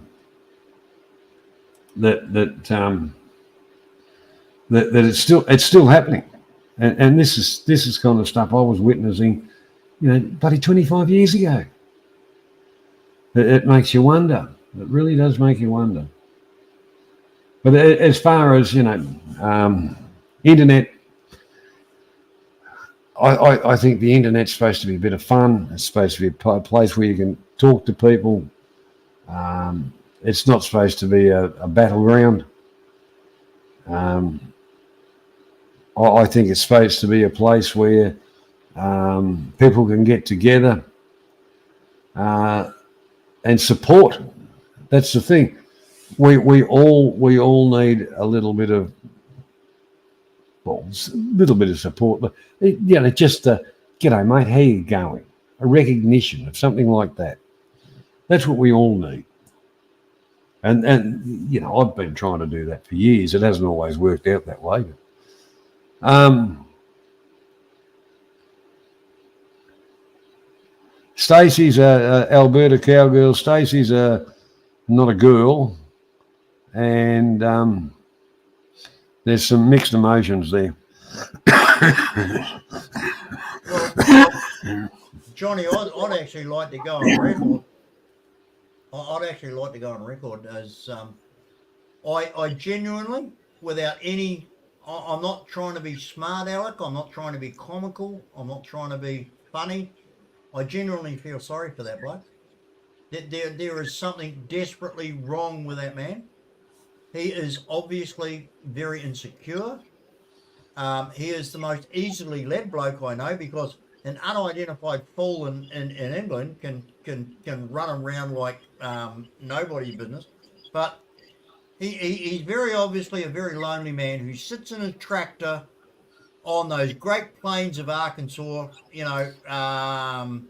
ploughing those fields with nothing else to do than go on the internet and try to get some sort of recognition, because the only thing he's got is the cab of that tractor, and he goes home at night after getting out of that cab into that disgusting fucking horrible little 6x6 trailer that he's got that's provided by his boss. He owns nothing, he's got nothing, he's an ignorant, uneducated loser, and that's a bit hard. yeah. Look, life hasn't been great. life hasn't been great for him. But what? Yeah. Let's just say, while he's out in the tractor, he's just got a plough line. Yeah. Boring, yes. Still a bit of skill about it though, but the whole part about it, boring job.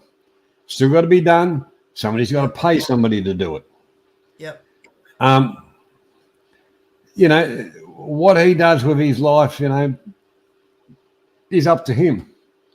Yeah, but he's on the internet doing what he's doing because he's a sad, pathetic little man who wants recognition in any way he can get it. Well, and, Jeff, you know, Jeff, didn't we start off with we weren't going to get into this naming, but we're saying there's a lot of sad, pathetic people trying to find recognition or a place where they could fit in. Yeah, and one of them happens to live in Arkansas and drives a tractor, yeah, and is a friend of Brian Smith. Yeah, we're not going to name him, but you know, like you it's like my nemesis, Lieutenant Nescafe. You know, pie in the sky. I've been dreaming that pie in the sky for a lot of years, mate. I still keep on trying to have a go at it every now and again, just to say. So hang on, give me some background between you and LT because I don't know. We go back a lot of years. And is it good years or bad years? Good years. Good years, mate. Good years. Oh, okay. Yeah, I don't know the relationship. If I'm running my mouth and I'm wrong, he'll pull me up. Yeah. You know, like remind me what I really would like to see. Like I was saying, you know, people get along, have a good chat, have a bit of fun, stuff like that. Pie in the sky. Yeah. You know. Yeah. Yeah. But the one thing about it, with friends like that, it does keep you grounded. And there's nothing wrong with being grounded too. Yeah, you're not wrong. Yeah. Well, listen, you know, we have covered an amazing amount of ground tonight, haven't we? I mean, we've done pretty well. We've gone on, and it's been very, what do you call it? It's been very topical, but it's been very lucid. It's been very well thought out. I think this is a great live stream. I think you know, and the viewers are participating, and we're getting more and more coming in. Mate, this has been a really good live stream. I'm quite enjoying it. Let's just keep going, guys. Johnny, throw the link out, please. I don't know if you mind, but shit. Actually, my mistake, and I'm brain fucking. I would love to see a couple of other guys come in. We've been having a great chat. Now, you know, so please, guys out there, look, you've got some great opinions. I really enjoy looking at the chat. I try to recognise most of it, but come on in on the panel. You don't have to turn your camera on. You can just talk. So right, I did it right. I did it right this time. I remembered the pin. About bloody time. Oh, mate, I've had a fucking hard week, so get fucked. Yeah. Well, you know, I was going to jump in the car, take you down to the Alzheimer's home, but, you know, like, you know, I thought 8-hour drive just to fucking help you out. Nah, fuck you, old prick. I remember that. I remember that when I'm bashing the fuck out of you with me walking stick.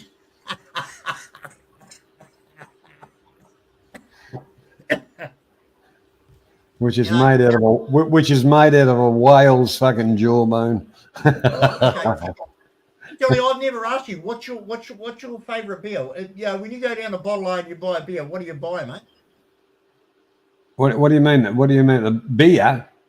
Yeah, when you go down to the Bottle and you buy a beer to take home to sit down in front of the TV and watch the bloody AFL. Carlton Draft. What beer do you buy? Carlton Draft. Okay. That's my head. I am a Victorian. Yeah, well, you know, we can't help that. You know, like that's your problem. Carlton Draft is the best beer in Australia. Okay. Yeah, well, you have dishwater and throw out fucking stuff in New South Wales. Yeah. Well, there you heard it, ladies and gentlemen. One deluded Victorian's opinion, but anyway, keep going. Even the beer in New South Wales even goes along with the shit fucking roads. Yeah, here we go. Same tired old story. And your Tuies has got very fucking old all of a sudden. Yeah, 2 years old, yeah. Okay. No, it's just the last thing I wanted to do was rock up down there in Maui with a bottle of fucking Forex. You know what I mean? When if you drink Carlton You, Draft, you'd have to go to the hospital to get your fucking head stitched up. that's what I'm saying. So, lady, see, this is what mates in Australia do. Now, I'm going to go down to Maui one day.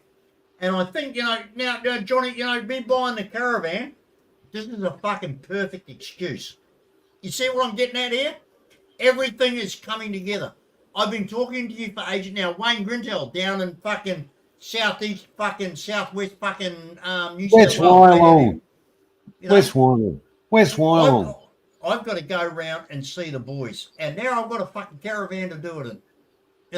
The plan is coming together, Johnny. Oh fuck! I'll have to rally the troops and we'll take the axle out from under it. Okay.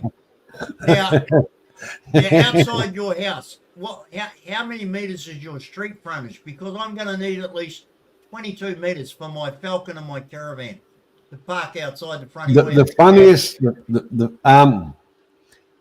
just guess who?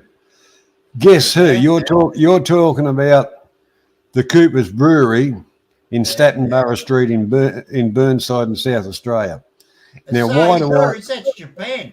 Asahi, like LT, Asahi Breweries, that's Japanese. Yeah, that's who bought into the Carlton United. Oh, but I'm actually answering a question from Guess Who about the Cooper's Brewery, which is in Staten Barrow, at the end of Staten Barrow Street in Erindale in South Australia. And why the fuck would a Victorian know that? Is because my brother-in-law used to be the city engineer for Burnside. Okay, well, Buick's going to fucking argue with you. He's saying that Cooper's Pale, mate, Adelaide brand is the best. See, here's the thing. Yeah, you got your New South Welshmen, you got your Victorians, you got your Adelaide guys. Now, we're all arguing about who's the best beer, and we're never going to fucking come to a conclusion. There's no way. Unless we get into the public bar and smash one over each other's head, in which case we're all fucking dead. Hey, that'd be a good one. Live stream a pub brawl. Yeah, LT, GD, Japs own your beer. Yeah, mate, fucking hell. Wakarimasu. Yeah, wakarimasu ka, you motherfucker. Thanks, LT. I needed that. But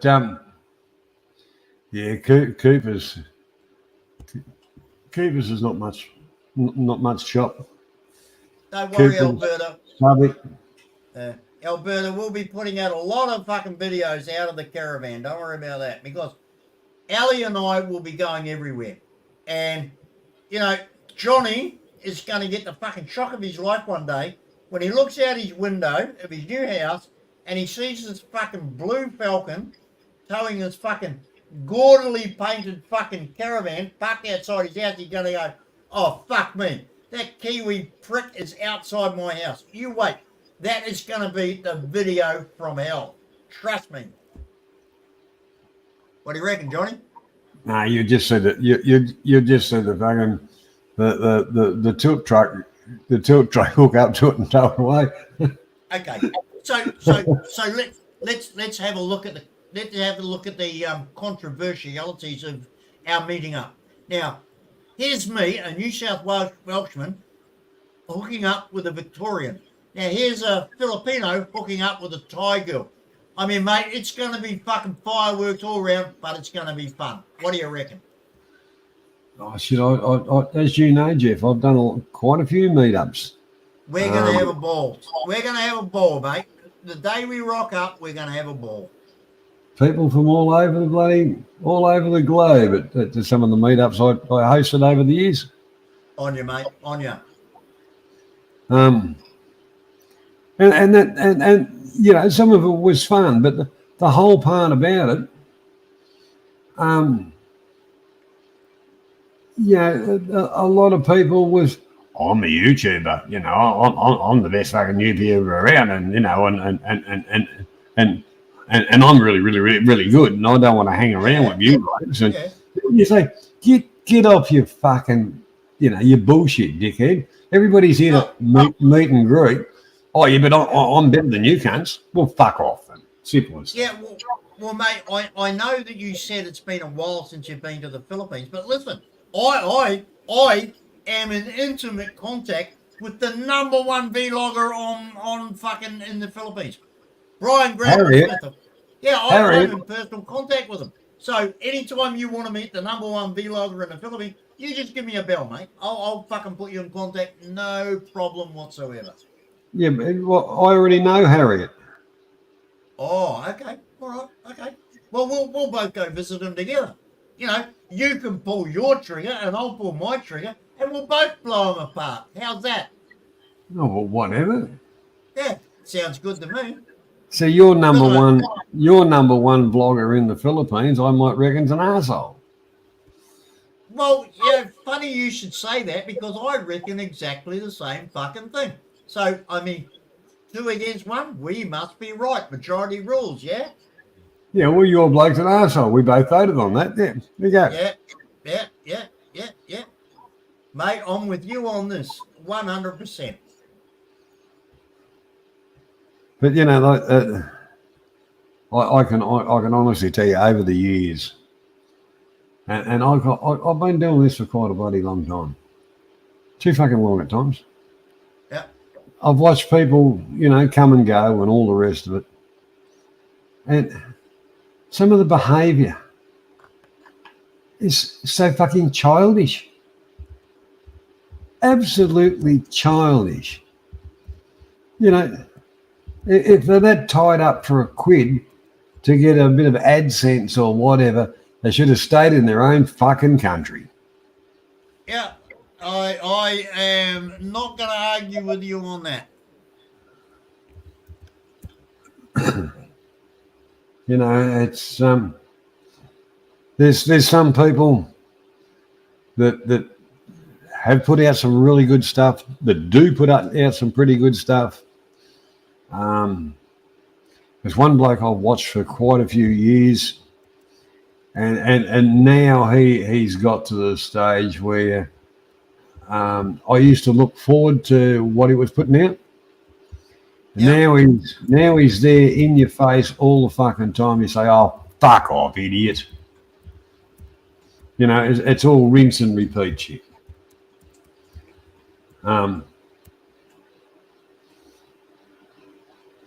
Yeah, who knows? Who knows?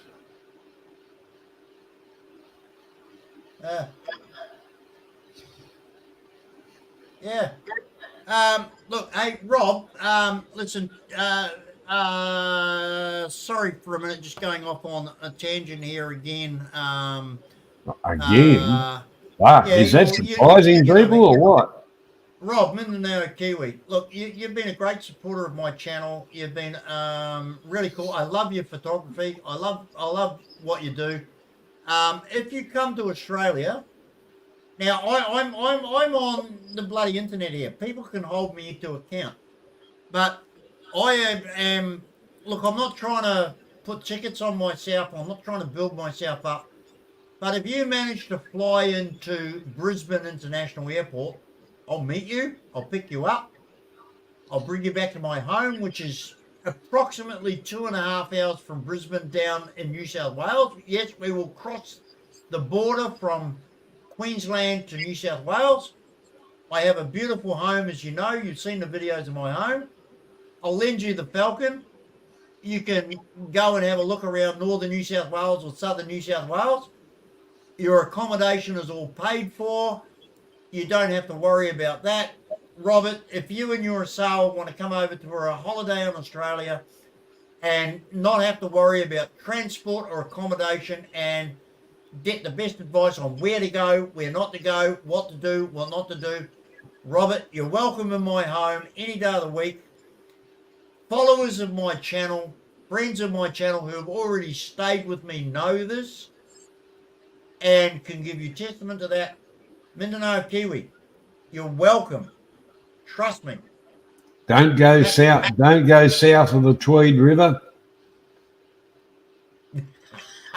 Well, don't go south of the Tweed River.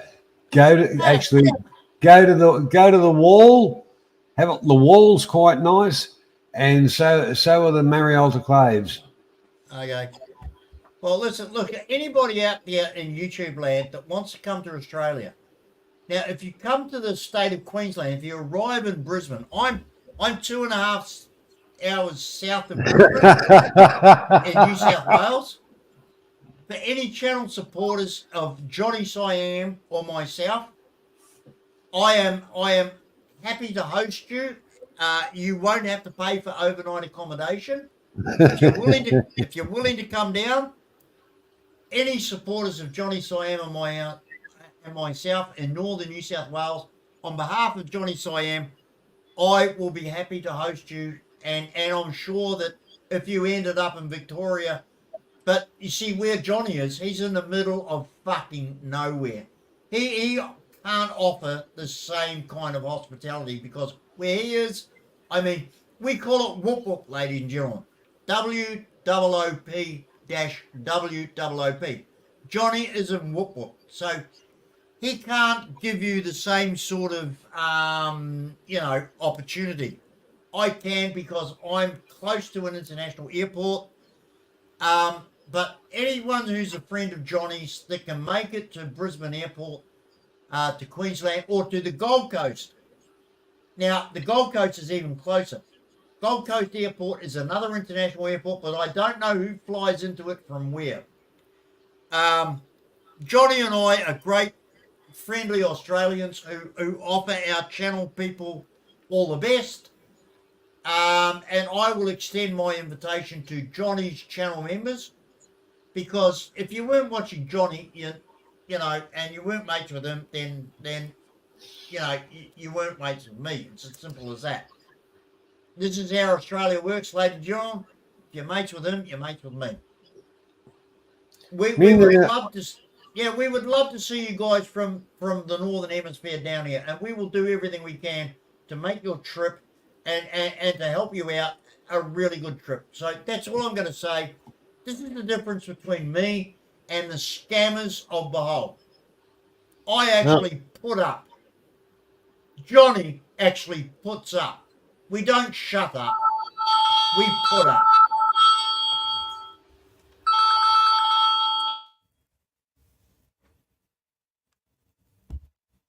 I don't know what that was all about, but Rob, anytime you want to come down here, like I've told you, I'm not going to tell you again.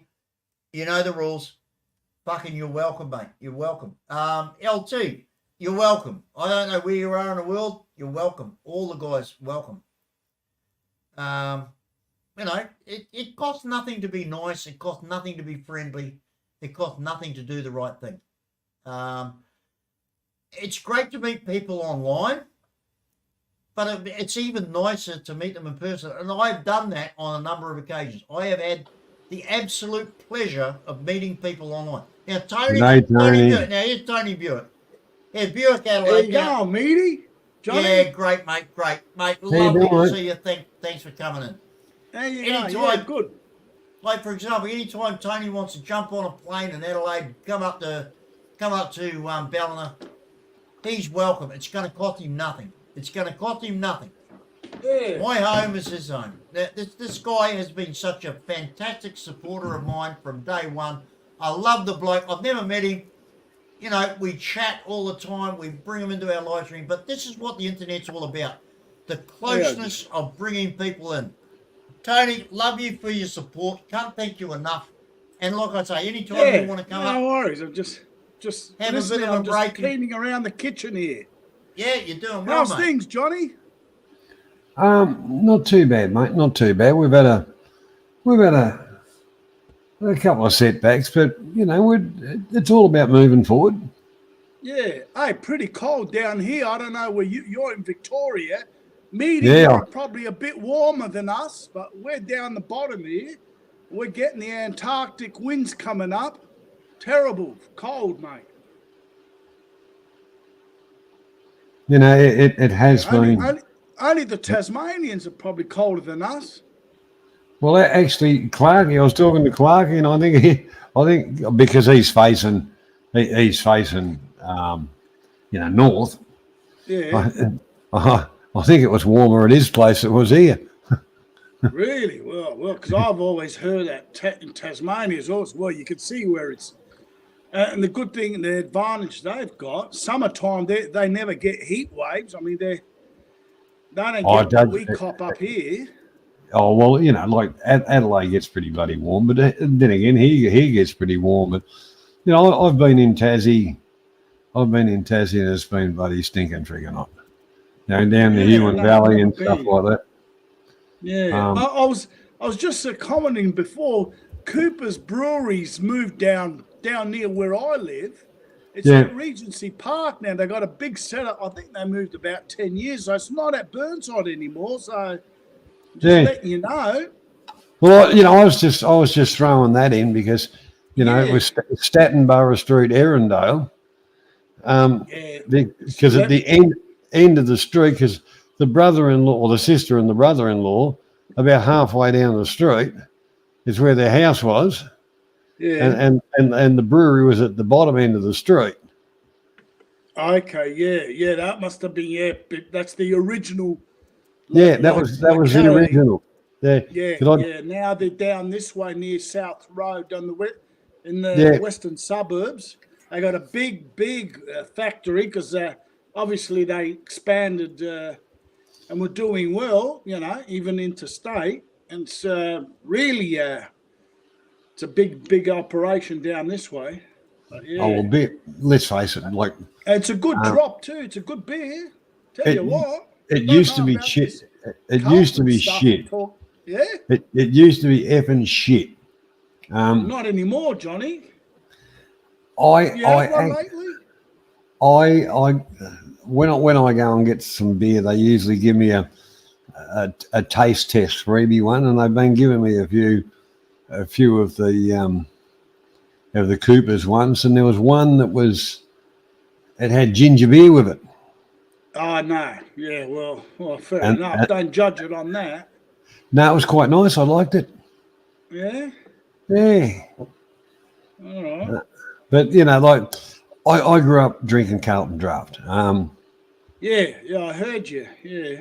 And even that was the thing. Even when I went in the army and you know, training and different shit like that, we're in New South Wales. Yeah. There was still Carlton Draft on tap. Okay, yeah.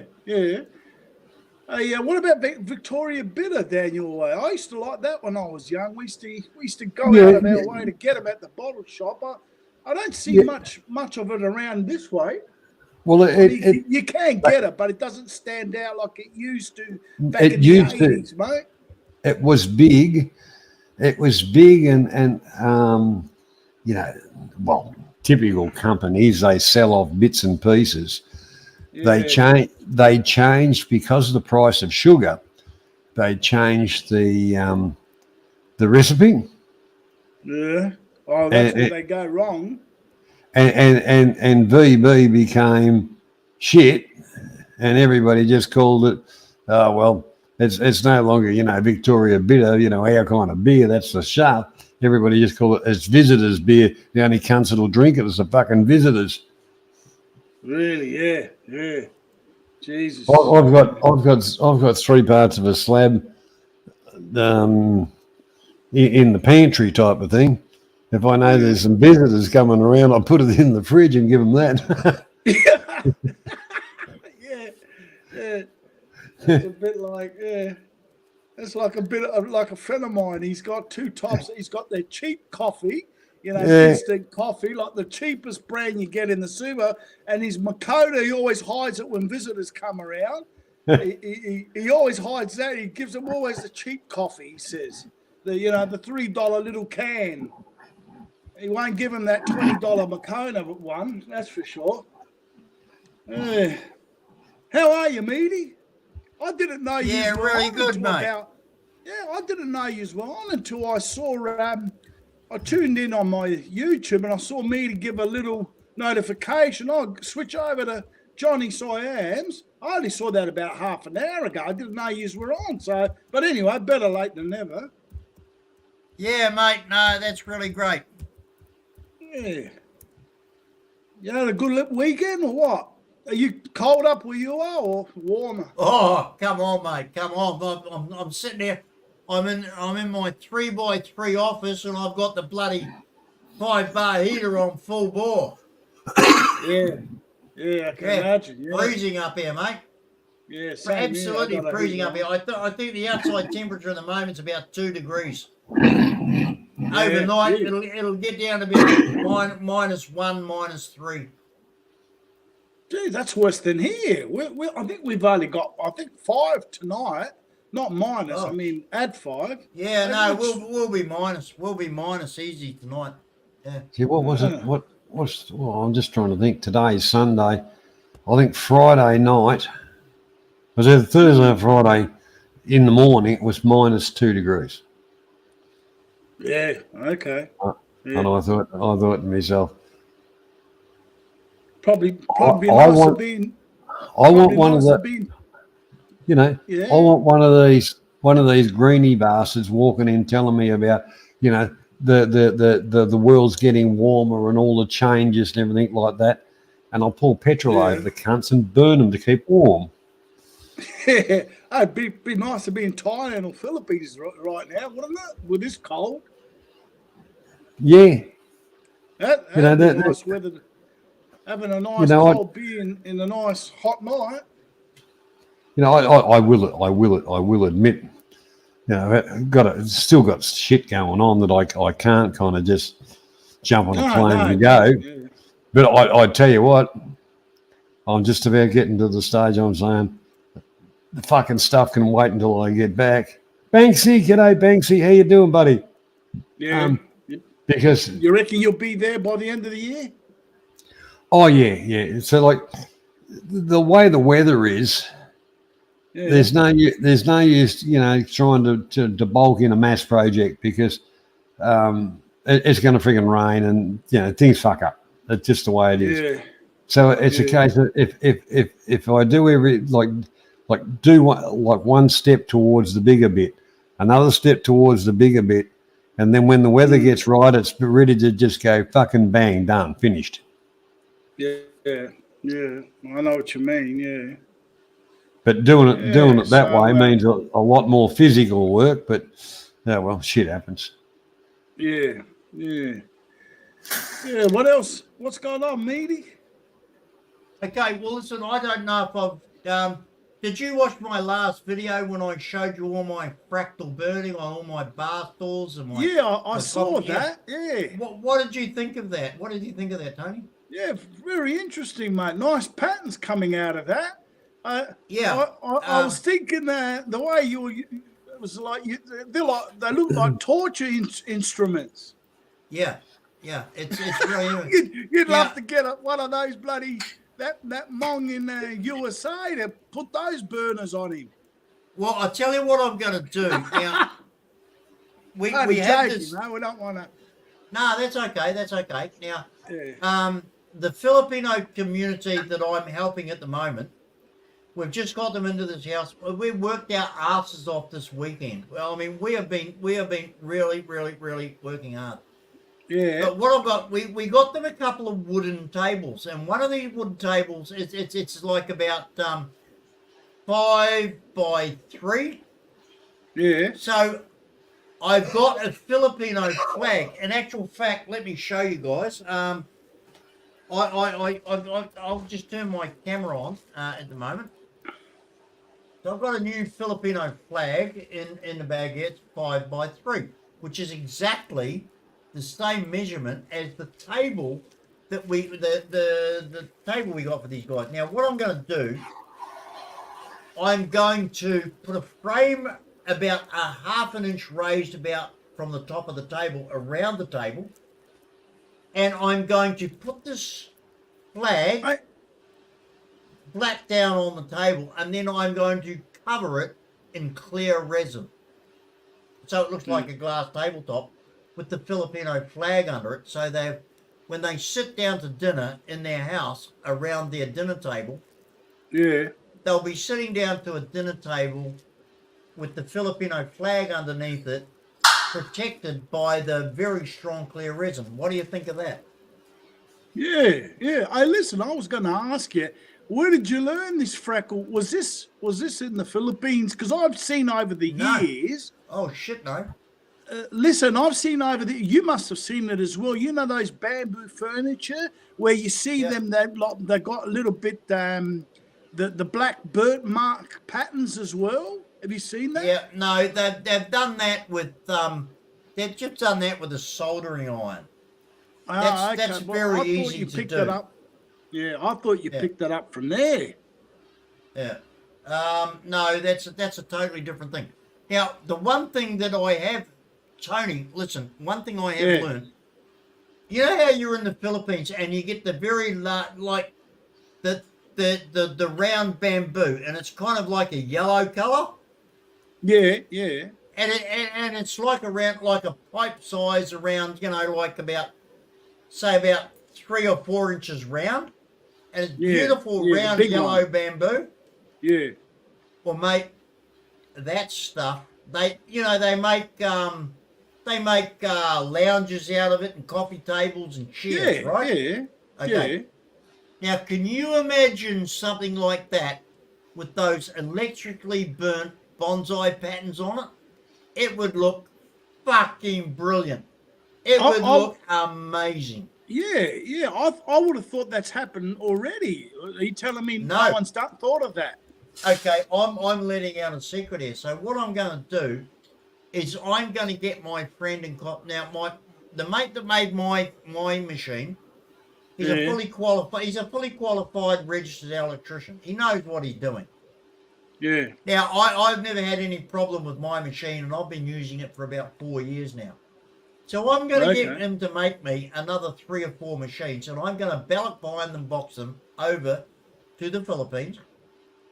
And then when they arrive, I'm going to say, don't do anything with them. I'm coming over. I'll show you how to use them. And we're going to make that furniture, and we're going to put those patterns on them. Now, if they make a chair for 1,000 pesos, just plain bamboo, once I put my designs on it with the machine, that'll be a 2,000 peso chair. You see what I'm getting at?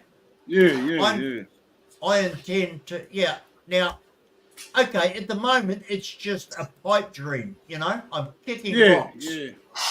But if I can get these machines over there and do that, all these, they sell Bahio Cubos, you can buy a Bahio Cubo. Yeah, those bamboo Imagine if you, huts. with those bonsai tree electrical light burnings into them. You'd pay a lot more money for them. I've noticed a lot of them here, those big bamboo huts, like garden decorations from Bali. A lot of them get sold here. I notice them they come from Bali. I tell you what, they're not cheap, but people, I don't know, it's a fashion at the moment. People love them in their backyard on the lawn, and where others can sit down and have a beer. G'day, Ricky. Hey, what's up, Johnny? What's going on, man? Hey, Meaty, Tony, guess what, man? I just won 270,000 pesos at the New Star Casino. I'm out here killing it. And what's going on, Good. Meaty? How's your life? How's life treating you? Don't go to the casino, mate. It'll all go in one night. I just won 270,000 pesos here, Tony. I mean, I'm killing it out here. I mean, I'm living the 5-star lifestyle. Johnny knows. I used to talk to Johnny back in the day in Thailand in Phuket, down at the villa. Remember that, Johnny? I was out there with Ricky. Honey, and we were out there talking at the villa and just, having a good old time at my private pool, enjoying my 5-star lifestyle. I just want to say hi, Johnny. I tell you what, if you Mr. meet the wrong woman, that'll go in one night. Bro. Nah. I'm single now. I'm single, living my fun and friends only lifestyle out here, Tony. I know you've been through trials and tribulations. I know there's people that want me to do videos about you and, talk about what happened, with your beautiful wife and your extravagant wedding back in 2019. But, I just think you're a nice guy, bro. I just think you're a nice guy. But, I don't think you need to do that, Yeah. personally. Yeah, I know. But I hope you're doing well, man. Remember, we ran each other Duck Inn. Remember, you saw me at Duck Inn in Ermita. Remember that Duck Inn? the Aussie bar there. Again, I remember the Swagman Hotel. I stayed there for a year when I first got married in 1999, mate. The Swagman Hotel. Swagman. The old Swaggy. And I was in the Slouch Hat, which was around the corner. That was near, they used to call it Flores Street. Yeah. All that stuff's gone. You know, that was the great they're all gone, mate. All the Aussie bars, all the Aussie hotels. I was sad when it went. I used to stay at the city state towers, or it wasn't far. That's all walking distance. Yeah, that was only 100 yards up the road. Yeah, exactly. That was a big casino. Yeah, that was a good. Yeah, even there was one when I went there early this year. Just not around. What's that street? I think Mabini Street. There was the one called Corona that opened around like 2001. Well, that's closed as well. Closed like a year ago, I think. It's still standing, but you can tell it's all blocked off. I don't know. And that used to be one of the nice fashionable ones around 20 years ago, 22 years ago. Yeah, that was the top. That was the top end of it, Tony. Yeah, that was around back then. I remember I couldn't afford it because I mean, I could afford it if I wanted to stay 2 weeks, but back then I was doing all the requirements, and I knew I was going to be there probably 9-8 months, and I thought, well, I can't afford to be paying. We're talking 2000 price, and they were like 1,500 back then a day. So I found Swaggy, and they charged me 14,500 for the month. And I thought, that's what I want. I had the Swagman apartment, not the day-by-day ones. So you've been married twice, Tony? You've been married to a once, Filipino mate. Twice? Once, and once is enough. If yeah. No, cool. I was only 31 when I went there in '99. Yeah, I was one of the youngsters back then. Yeah. Oh yeah, you hardly it's like saw. Meaty, man. Meaty was there in Cebu killing it, man. Meaty and his brother were in Cebu killing it, having a great time, man. It's all, I mean, it's changed a lot, but. Yeah, but it's good to see the old Maladi and Ermita now, but... all you got to do, it's 2024, bro. You just, unfortunately, you gotta have the money to play, but $270 tonight. The pull here at New Star, man.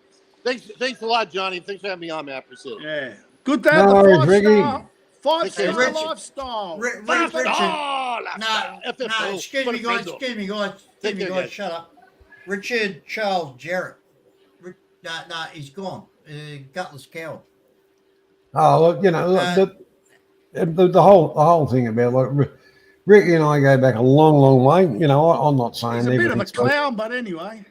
I'm not saying everything's been smooth sailing, but I don't hate the bloke and that. And for him to drop by and say g'day, I'm pleased about that. Good on him. You get my message, Johnny? Yeah. Didn't you read mine? Okay. Yeah, I'll chat to you later. But the whole part about it is, this is what Ricky, I was kind of saying. This is what I was saying earlier on. It's YouTube. Come back. Ricky can come back anytime he wants, But the thing is, come back.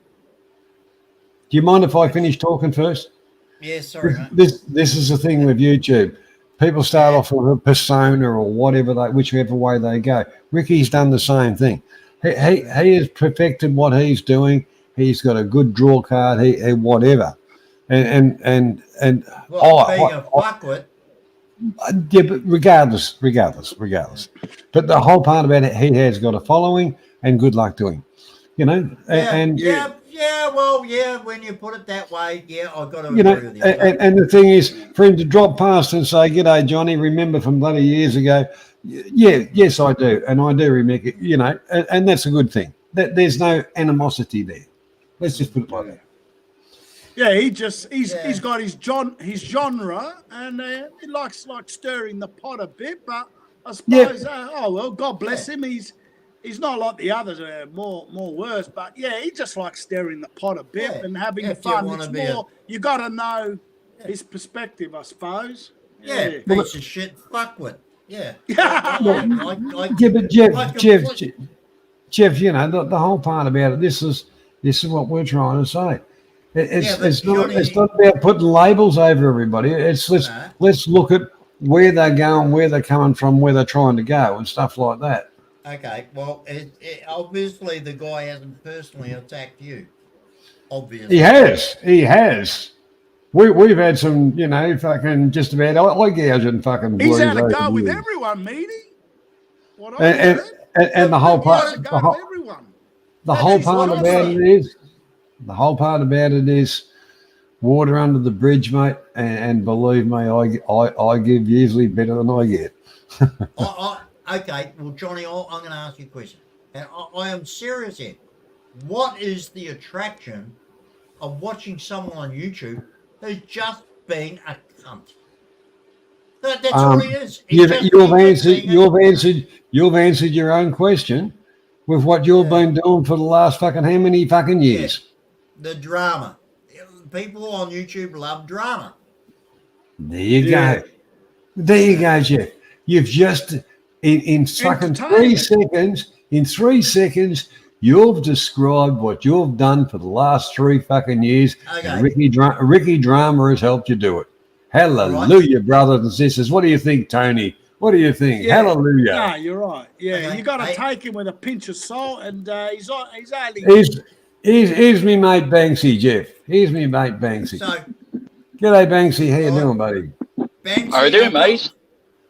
How you doing, guys? That's an interesting picture, Banksy. It's my normal avatar, isn't it, Johnny boy?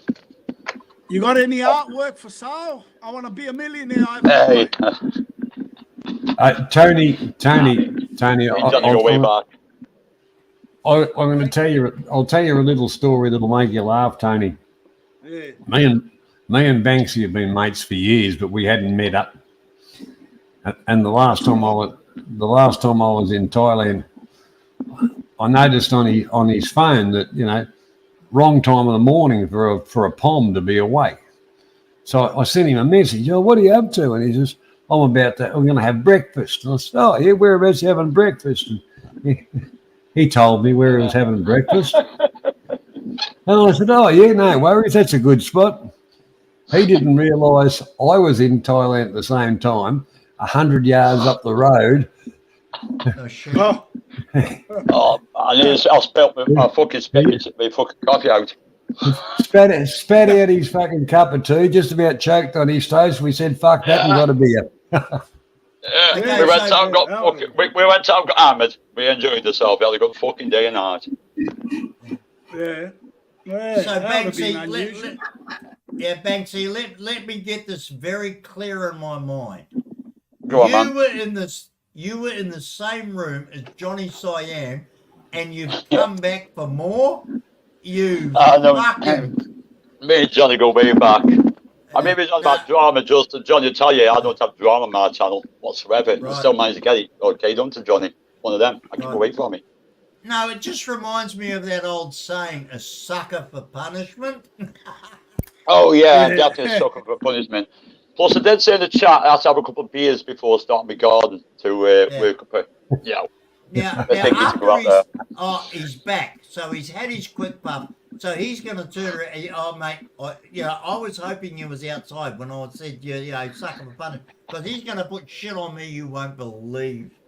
No, I don't have to. You do it all by yourself. Oh, thank you very much, my darling. Anyway, good to meet you guys. First time talk to you. Good to meet you. So how you been keeping, Banksy? You doing all right, mate? Good, man. I'm counting down my days now to go back there at the end of August. So yeah, doing good. Doing good. You've got summer over there, so the weather's a bit warmer. Oh, come on. Oh, fucking summer lasts about 5 days. They say a fucking heat wave, and then it crap back under the fucking rocks again, like a bunch of window lickers. Oh, I we have 5 days of sunshine, and they say it's a drought. Pan. The fucking reservoirs, it pisses down all the time. Oh, mate. Hey, hang on a sec. Banksy, you're not that guy that does those outdoor paintings that's worth $1 million every 5 minutes. No, not that guy, but I do a bit of art, but I'm not that guy. Oh my God! Yeah. I wish. Yeah. Actually, the art Banksy does sells for very good money, especially in patio. Yeah, that's that's why- one, man. That's the one. That's the one. He's That's one of the why- best. He's one of the best bullshit artists around. Hey, I'm also a piss artist as well, so don't forget that on your resume. Yeah, the real Banksy, the real Banksy Banksy gets died, whenever eh? he leaves some artwork, people. Devo! I hear, man. Mr. Yeah, another Yeah. part of the story. Welcome. Another part of the story is of Johnny. We phoned this guy up to tell him where we were. Remember, Johnny boy? In support of our very good panelist friend, Mr. Stephen Clark. G'day, mate. How you going? Where's your hat? It won't Mr. Clark, fit man. over the fucking headphones. And I don't know what it is, Stephen, but on Johnny's channel, there's this huge amount of bass, and I can't understand the audio. But these are fucking $150 fucking Logitech speakers who cut out all that, and I can understand everybody. Wow. So there you Good go. stuff, right? Logitech. How's good Mr. mate. Banksy Good man. going? There you go, Banksy. Haven't seen you for years. Mr. Clark. Good man. Good man. Good to Jesus hear you. Christ, mate. It's like fucking Talkback Thailand, isn't it? Fucking is, man. It definitely is. Old days. Fucking good days. Yeah. Yeah. It's all going to shit now, isn't it? Yeah, well, man, like I said, I mean, I'm lucky. I avoid all this shit. I just keep away from it. You know what I mean? I just keep away from it. I do my own thing. I've got my own So little mate. fucking clip now. Banksy, I only probably come on Johnny's. That's about it now. I don't go on here. Well, that's it, man. I mean, Donnie knows he's been over there. I've got my own little fucking group now, my own little fucking clique, and you know that's it. It's doing well. You know, I play my music, I play my music videos, and I enjoy it. No drama, don't need drama. So, I can still do without drama. Yeah. Drama rules now. Yeah, you know, the my channel it doesn't. You know, I have a it's little like, bit here and there, but not much. you know, we all got more than our share of drama and that. Yeah, but And Drama realistically, if we look back on it, we played it wrong. Nowadays, I just look at them and say, "You poor, pathetic fucking retards. If that's the best you've got, I do the same, man. climb back into your fucking mother's womb or wherever. Fucking retards." I think any shit I do get now, I think you need to read the troll book because it's starting on page 1. So I just go straight to the top of my head. Banksy, Yeah, all man. these cunts, I think they masturbate to their own fucking voice. Fucking them. Yeah, basically, yeah. You probably nailed that one, yeah. They're all a bunch of window lickers. So, Yeah. stuff them. But the real part about it is, I think a lot of the jealousy comes from we can actually have an intelligent conversation, and they haven't learnt that ability yet. Exactly, Johnny. I mean, like I said, I've heard many times been on the channels and they've gone, "No, your Banks is good. He keeps away from the shit." I can have an intelligent conversation with people and hold it without bringing any shit into it, and which is good. I mean, I like that. Yes, you can. Guys Yeah. here. You know, one of them. You know, it's something. It's something that, as I've got a bit older and all the rest of it, I'm over men, children, and everybody else's little problems in the world. You know, if they can't converse, well, that's their problem. I actually do like a very age-old tradition. It's called conversation. And Well, look at this one. This one yeah. in the chat now. We've got someone in the chat now, right? Don't know him, and that is like, if he's trolling, that's like not even trolling. It's not even on the level.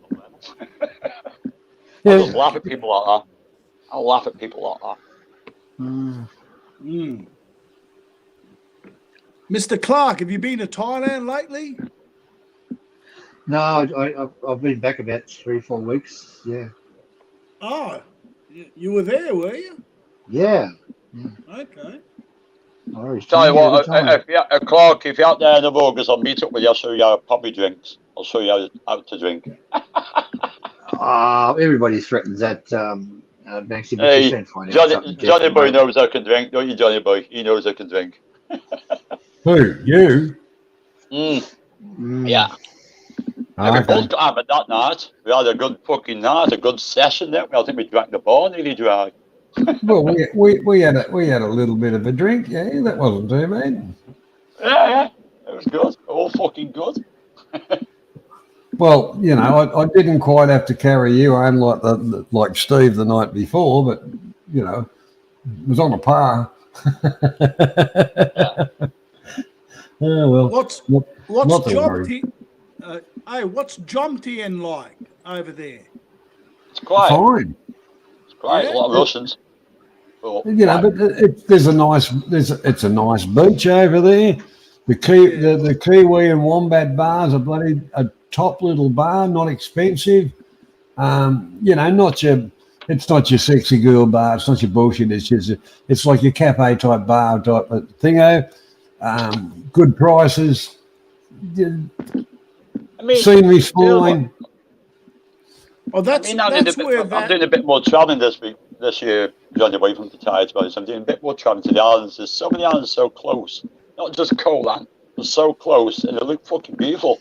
So I want to do a bit more travelling this year, to be honest. The Kiwi and Wombat bars where the expat Aussie Greg does his live stream sometimes. He's still battling it out, because he got his bar knocked off by a girl he met only for 2 weeks. Opened a business with her.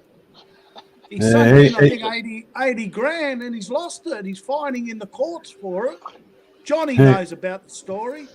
Yeah, I heard a bit about that as well, to be honest. I heard about that. I feel sorry for him. Johnny reckons he should have been more smarter, but I still feel sorry for him because he should have been a bit more smarter. He got hammered. You knew what was coming when you get that sort of situation. When you meet a woman only 2-3 weeks, mate. The whole part about it is he didn't quite deserve what he got, but he's going to remember that for a long time.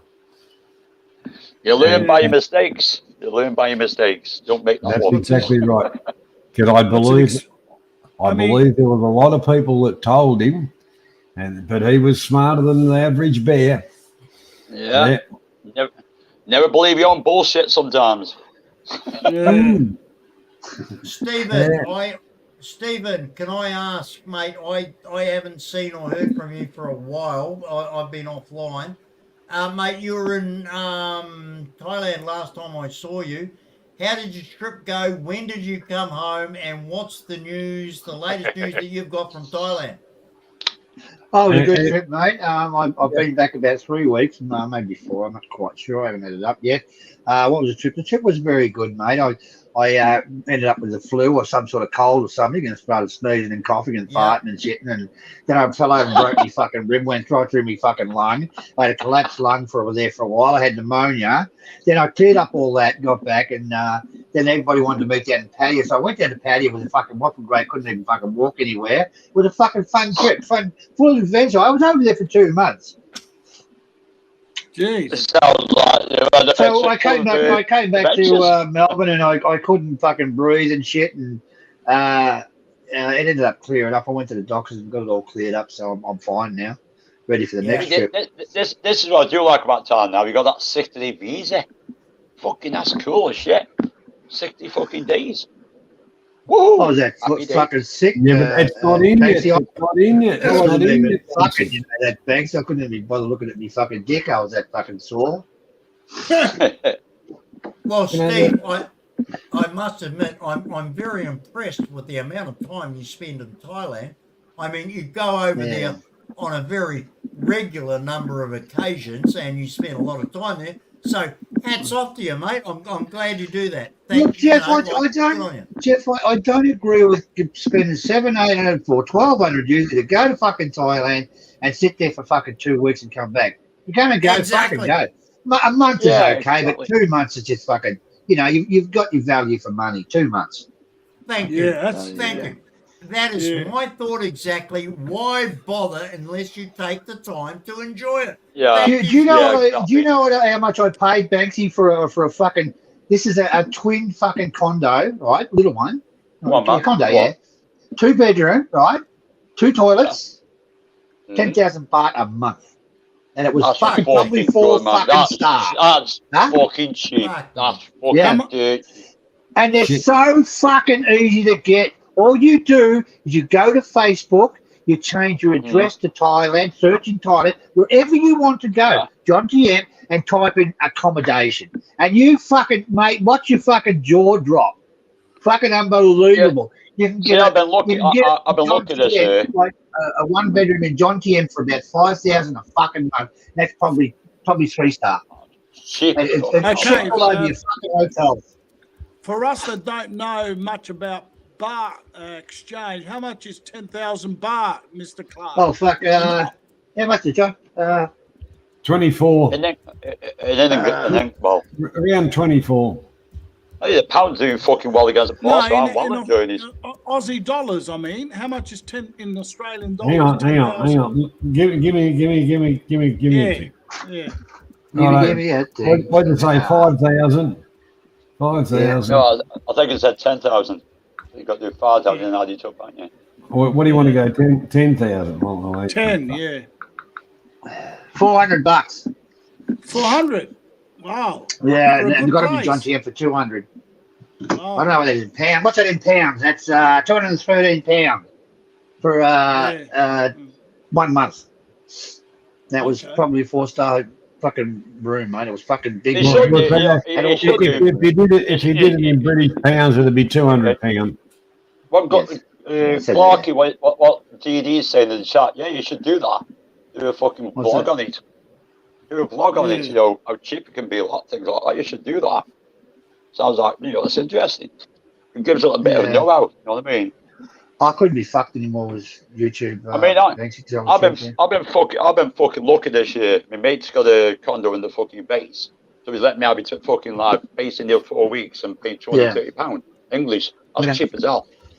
But I don't get to spend much time there because I said to him, I'll be lucky if in Pattaya about 9 days because I'm going to see a bit more of the islands this time. I'd rather fucking travel a bit more. Oh, No. look, where I was fucking around with Banksy, there's you can get a fucking house, seriously furnished, a pretty decent fucking house for about $5-6 grand, which is cheap as about hell. That's fucking cheap, $240 for a fucking month. Steve, Yeah. listen. I've already said it in the comments. Listen, mate. What you have just done is YouTube gold. If you had a Yeah. vlogged this, if you had a videoed it and put it up step by step, people will tune. Look, there are so many Western men who want to go to Thailand or And retire Cambodia or there, pay that price, and pay that price. they will watch this on the internet. Stephen, video it, put it up on YouTube, do it. Jeff. Fuck, Jeff, I've already fuck been the there. I've done that. I let fuck the agents, I had fuck one of the it. biggest channels on YouTube as far as Thailand goes. I just fucking stopped it. I stopped it when it was Why? up there, Why? and I don't want to fucking do it anymore, Jeff. I couldn't be fucking Okay. bothered. All right, well, Yeah. mate. I don't want to do anything anymore. Okay, you got me fucked, but I'll be, mate. Hey. You got me fucked. No, I understand. I clock it. 25,000 fucking subscribers, Jeff. Mate, that's money in the bank. Why give that away? Can be fucked. Oh, Steve, you're a bigger man than I am. I'll tell you. Yeah, I'm like that. I get bored with things and fuck them off. Well, I said Yeah. Clarky. I mean, Yeah, Clarky, that's this time, I said I aren't going to do any fucking edited videos till we get back home, but mainly I'm just going to do fucking raw videos when I get back to Thailand. Yeah. Oh, look at a lot of people. You haven't been to Thailand, Clarky. You haven't done any videos. There you go. No. I don't do any fucking videos anymore. You don't I need took to. about, I think I took about 3 or 4 photos, Banksy. Honestly, and I took probably 3 or 4 fucking videos. Yeah, just okay. for my own It's the personal same here, fucking man. use. I just It's the couldn't same be here. fucked. That's it. It's the same here. What did they do with mine? Couldn't be Supplementary fucked. I music. couldn't be fucked I put all live my streaming. videos on YouTube. I mean, I'll go on as a guest. I live streaming Banksy, but I'm not fucking starting up any fucking channel. No, nothing. Yeah. It's like a Too many treadmill. Once fucking you get wankers out on, you there. got to keep it going. Yeah, well, that's the thing too. Yeah, and you know, you got to turn up every fucking Monday night or Johnny Wednesday night. You got to turn up every fucking Friday night, and sometimes you really don't want to fucking do it, you know. And you think to yourself, fucking geez, these fucking idiots. Yeah. And you sit there, what am I going to fucking talk about now? So you sit there and rave on about shit for fucking half an hour until someone comes on and gives you fucking a chop out. Yeah, but Steve, think of the good old days. I mean, talk about Tan, and that was fucking epic, man. Yeah, it was good, yeah. We had fun with it. There was no fucking idiots. But thanks, I did it for fucking 4 fucking years. No, 5 fucking years. I started up with Kim in Thailand. We was very fucking successful. Then I went on with Sucker Horn and Johnny and Dana King, and then I you, of course, and a lot of people come. It was a good show, but it's couldn't be fucked anymore. Yeah, so I stopped that one. We had a good thing is though, it was informing as well. We had a good time with it. Yeah. But when COVID, when that COVID bullshit hit, that fucked everything. Yeah. That fucked everything. Oh, look at me! I had to go fucking Greece. That's fucking undermining. I enjoyed it though. I'm going back. I'm going back next year. I'm going to go Greece and Thailand next year. But I do miss Greece this year. I didn't miss it, and I found myself seriously missing the place because I did like. Is it expensive to go there, Banksy? Cheap. It's to me cheap as how to go there, and cheap as how when you get there. It's so. What's accommodation? How much for accommodation and so forth? Pardon? How much for accommodation and things like that? Well, I basically paid £380 for 3 weeks, and it basically was a condo. It was a 3 fucking bedroom condo. £480. It was epic. Oh, okay. 380. Okay. 300. But that's everything. Everything. You got kitchenette, the fucking lots, a full Monty, and it was huge. Oh wow, that's fucking good. I mean, come on! I had the fucking balcony facing the Acropolis. I had a great view, and it was great. It was cool. Yeah. I mean, come on! No one thought to go back after I got stabbed the first time, but kept going back. Well, okay. You got stabbed, did you? You know, it was the first time, wasn't it? But I kept going back year after year. You know, simple as. Nothing wears me down. I don't hang around with the fucking tourists. I stay with the Greeks. I have a better time. You meet a lot more Mr. Clark, I remember you said a story. You've been to Russia. What would it be like being there now? Cold. Okay. It'll be okay. Yeah. I watched some. As long as you didn't know you fucking mouth. No, they're fine. They're fine with the West, mate. It's just it's just they don't like the Americans too much. But I don't think they've got a problem. They won't eat the fucking Aussies and shit. But it's not an area. Look, it's a wonderful area to be in, but I wouldn't be going near it at the moment. Do you know, every time I do a music video, right, Clarky, he bans it from Russia. Fucking right, pisses me off, that, I tell you. You know, every time I make my music videos, they ban it automatic from Russia.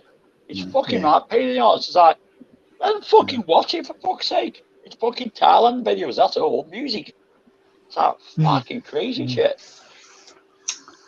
I remember I met when I first went to the Philippines. I met an ex-British pilot, in the RAF.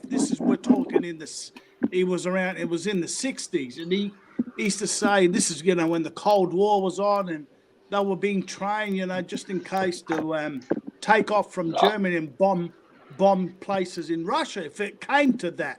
But he goes to me, he said, I said, so what about if they'd, he said, well, my plan was, if I ever got in trouble in the plane, was to fly to Mongolia, Russian Mongolia.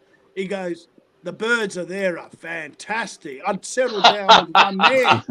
Backup plan, that sounds good. That's a fuck drop in the bottom, hey, thanks. He came back here. Good shit, all right. That's a fucking deal. And he was telling me, have you seen them? And I had a picture in my mind, they'd be like wrestlers, you know, Oh, they're women in beautiful. Mongolia. Yeah, This they're is beautiful. USSR. fucking Mongolians. Fucking, geez, they're really pretty. Yeah, that's what I mean, Mr. Clark. Yeah. I googled the images. Man, they are Have you stunning. seen them in fucking uniform? They're fucking beautiful.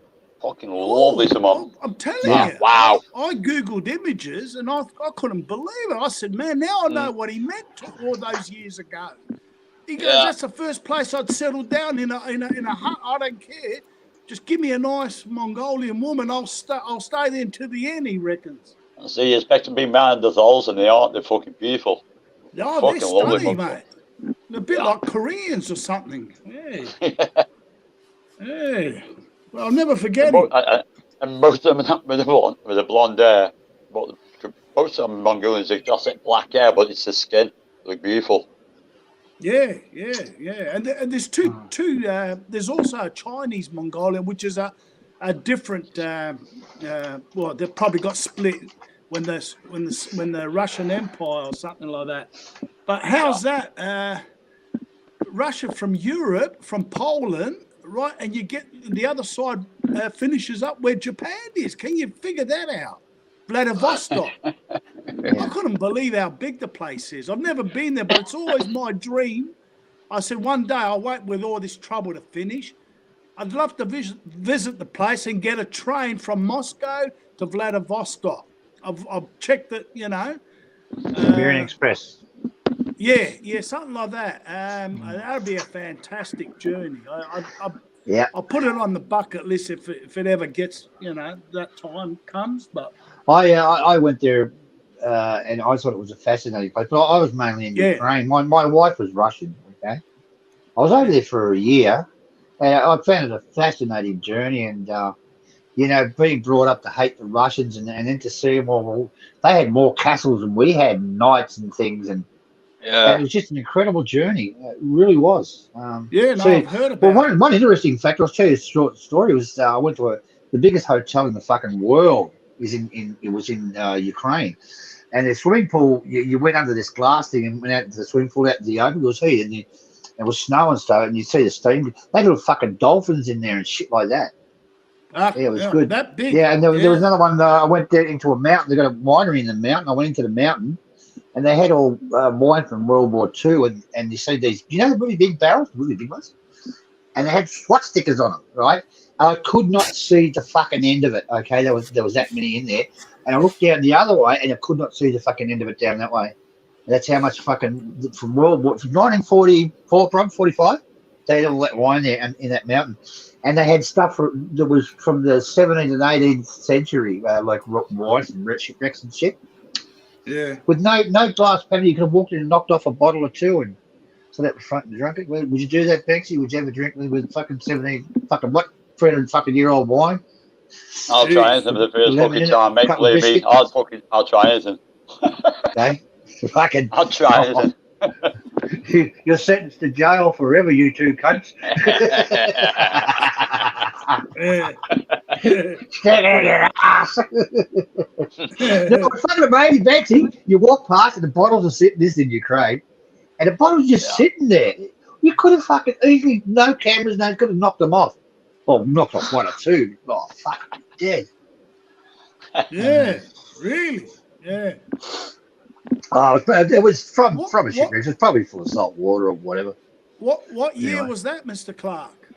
Around 2005, I think. I can't remember now, mate. Oh, okay. I thought in the 90s, maybe. Yeah. No, I was there. Yeah, it was good. It's nearly 20 years ago, though. Yeah. Poor Jeff. Yeah. Oh well. Yeah, nearly 20 years ago. Yeah, it's a different place. Yeah. It was a fascinating journey. It really was. Well, that's unbelievable. I've never met someone who's been there. I remember you said this one time on a Johnny stream, and it stuck in my mind. That's why I asked you. I'd love to do the Moscow to Vladivostok. Yeah, I was down at Sevastopol. That's where all they're sending all the missiles at the moment. My Yeah. stepson's there. He's in the military there. Oh, on the Russian I talked side, to you him a mean? bit. Huh? On Yeah, the on the Russian side, you yeah. mean? Yeah. Yeah. They've had a big fight with my wife. She's all fucking Russian. She's on the Russian side. I don't sort of. I'm on the Talking Ukraine about side. that. Yeah. I mean, I was gonna get my God 5 minutes ago, and on another fucking beer now. Fuck's sake, fucking Aussies, Jesus. Yeah. Steve, yes, Steve-O, like I don't think we've touched on this before. I know that I haven't touched on this with you before. I know you have a great connection with Russia, and I have no problem with that. Because I don't have any connection with Russia, so I'm not going to make any comment on that. Now, you do have a connection with Russia. We know that, and that's your personal business. If I was to ask you as an ignorant Australian, I don't know shit. I get told what I'm told by the ABC and all these news agencies. I don't know Well, that's your shit. first problem. Yeah, that's what I'm saying. So I'm talking to Stephen here, who knows Russia, who has people in Russia, who's been to Russia, and who understand Russia. So that's why I'm asking Stephen. Stephen, can you tell me right now who I should support? Russia or Ukraine? Don't support any of them. They shouldn't be murdering fucking innocent civilians. They're both Well, fucking doing no, it. I mean, I wouldn't support it. I wouldn't support Putin, and I wouldn't support what's his Zazlik or whatever his name is. Okay. They're murdering innocent people. Zelensky, I know. They're murdering innocent people, and this is fucking disgusting what they're doing. Not so much the Ukrainians, but with the glide bombs, they're hitting. They drop a glide bomb, sort of 200 kilometers from its target. They've got no control over it. They're just That's it. That's it. They said them with it. They're hitting multi-complex buildings and shit, and with civilians in them. Listen, and what I seen when I was over there, Jeff, I seen a country that was struggling, struggling to keep their own home and stuff like that, and old people not being looked after properly. And to see them at the moment walking the streets with no home, and what they did have was being fucking blown up by a fucking glide bomb.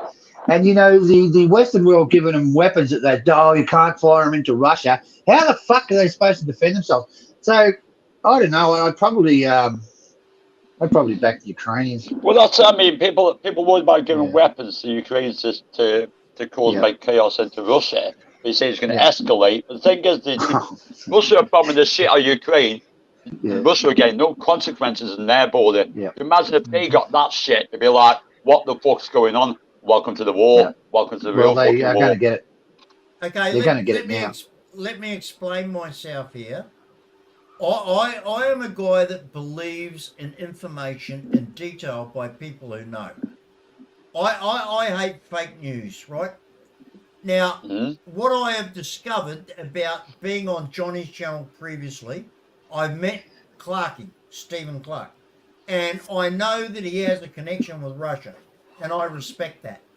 Now, here's the thing, Banksy, Tony, everybody out there that's watching, Johnny, and especially you, Steve, I respect your connection with Russia. And I trust you as an Aussie to tell me the truth. And that's why I ask you the question, who should I support? But what I'm saying here now, ladies and gentlemen, is that this is the way we do things in Australia. Now, I've never been to the Ukraine. I've never been to Russia. I don't know shit about it. But Stephen has been there. Stephen is part of it. He knows what it's all about. And I realise, and I will say to myself here and now, that I can trust what Stephen tells me. And that's why I asked that question. So, am I wrong? No, I'm not wrong. Because if I was wrong about trusting Stephen's opinion, then I would be calling Stephen a liar. And I am not prepared to do that. He's Johnny's friend. Now, I trust Johnny. I'm on Johnny's live stream tonight because I trust him. I will back Johnny on everything he says. Stephen is one of Johnny's greatest supporters and mates, and they personally know each other for a long time. So I'm quite happy to accept Clarkie's advice on what's going on in the Russia-Ukrainian campaign. And if he advises me, I will take that. I will take that over any fucking news bulletin I will take that over anything I see on TV because I've got it from a personal mate. Well, Okay, Jeff. listen, Thanks, mate. Listen, the whole thing is anytime Putin gets back into a corner, Banks, he always threatens nuclear bomb. He ain't going to use All no the time, nuclear yeah, fucking exactly. weapons. All the time, He yeah. He always use that. will get fucking obliterated if he fucking even tries it. Yeah. The other thing he's been backed into a fucking corner. His military's been fucking massacred, right? And now they're even worse. And it's he should just back out of there and you know, Ukraine wants all their territory back. He's saying, I'll have a ceasefire now and we'll keep what we've got now. Well, you know, Clark, you know, I've got my friend Serge, don't you? One who wears Stoke City shirt, but he's from Russia. Serge, my mate. Right, now he served in the Russian military. And they asked him about this last year when I was over there, you know, what's going on, fucking thing, because he's Russian, and his point of view. And he said, what's going on in Ukraine is fucking ridiculous. And he's Russian. He says it's fucking ridiculous. This shouldn't be happening. It should not be happening. That's why they're all in Phuket. Thanks. That's why they're all in Thailand. Yeah. That's why they're escaping to Thailand. They think what Putin's doing is fucking wrong. He does. I mean, he was called up, but he got away with it because he's fucking... Technically, he's fucked up, mate. His head's fucked up, but he fucked himself up in the arm with his leg, with shrapnel. So we're not going back there. But Sir says, I don't, you know, Banksy, you know, between you and me, what they're doing is wrong. Yeah. We aren't into Putin. Half of us aren't into Putin. We think what he's doing is wrong. Well, let me tell you, I'll take a slightly different view. I've never been to Russia, but what I've read up is, have you heard of the Monroe Doctrine? This is like the US. The Monroe Doctrine is ever since the Americans became, you know, we're talking around First World War time. That is a doctrine that the USA will not let a big power come in its backyard. Now we're talking North America and South America, even though South America's Spanish and Portuguese speaking, it deals with them like little nations. But anyway, they won't allow this is even back then when European, like Britain, it wouldn't allow Britain come muck around in South America or the French or the Russians or anyone. So that was the Monroe Doctrine, and it's still got it today. In other words, no big powers allowed to come in our backyard. So the Russians have been saying, well, we've got the same thing. Now, ours wasn't as bad as we let you take Romanian, Czechs and the Hungarians into NATO. We spoke up, but we did nothing about it. We let you take the Baltic states, Lithuania, Latvia and Estonia. We spoke up, but we did nothing about it. But they always said Ukraine was a red line. In other words, that's right underneath our nose. Yeah. They had historical links. We're talking, and this is true because I've read up on it. Ukraine has always been around with, apart from that western part where it's called Lvov or Lviv, that was with the Austrian-Hungarian Empire. But the rest of Ukraine, especially the southern part, it was never part of original Ukraine. When that was part of Catherine the Great's. You know, when it took it off the Crimean Tatars. We're talking before even the Americans had independence from Britain in the 1770s. So Crimea was just given as a gift. Yeah, I mean, you just have to read up this. I don't need, you know, unlike me, he said, I'll trust someone to tell me. I read it independently, and it's a civil war. It's a pity. Well, that's it. You know, it is a civil war, basically. That's not a civil war. It's not a civil war. There's a lot of people that defend Russia. Russia is trying to occupy Ukraine and rule Ukraine. Ukraine doesn't want to be occupied or ruled by Russia because they have had that for the last 50 fucking years, and they're terrified of the Russians taking control of Ukraine once again.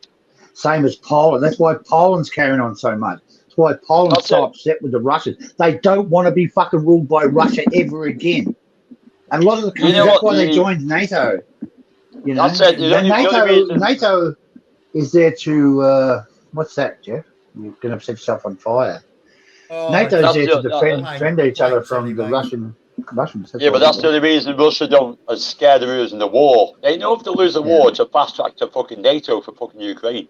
They know if Apparently- they lose this war, Yeah, it's a well, fast track yeah, to NATO. Hey, you're right, Mr. Clark. Poland has got the biggest mercenary volunteers fighting in there. I mean, there's people from around Yeah, the yeah. world, I reckon, but Poland's got secretly like tens of thousands of them, I've heard. So Yeah. they're shit scared of the Russians winning in Ukraine because they reckon they'd be next or they'll have troubles on the Look, border. Well, that's this for is this sure. about Tony, this is why Tony, countries listen to me, have joined listen to me. NATO. This Yeah. is an old story. This happened in 1935.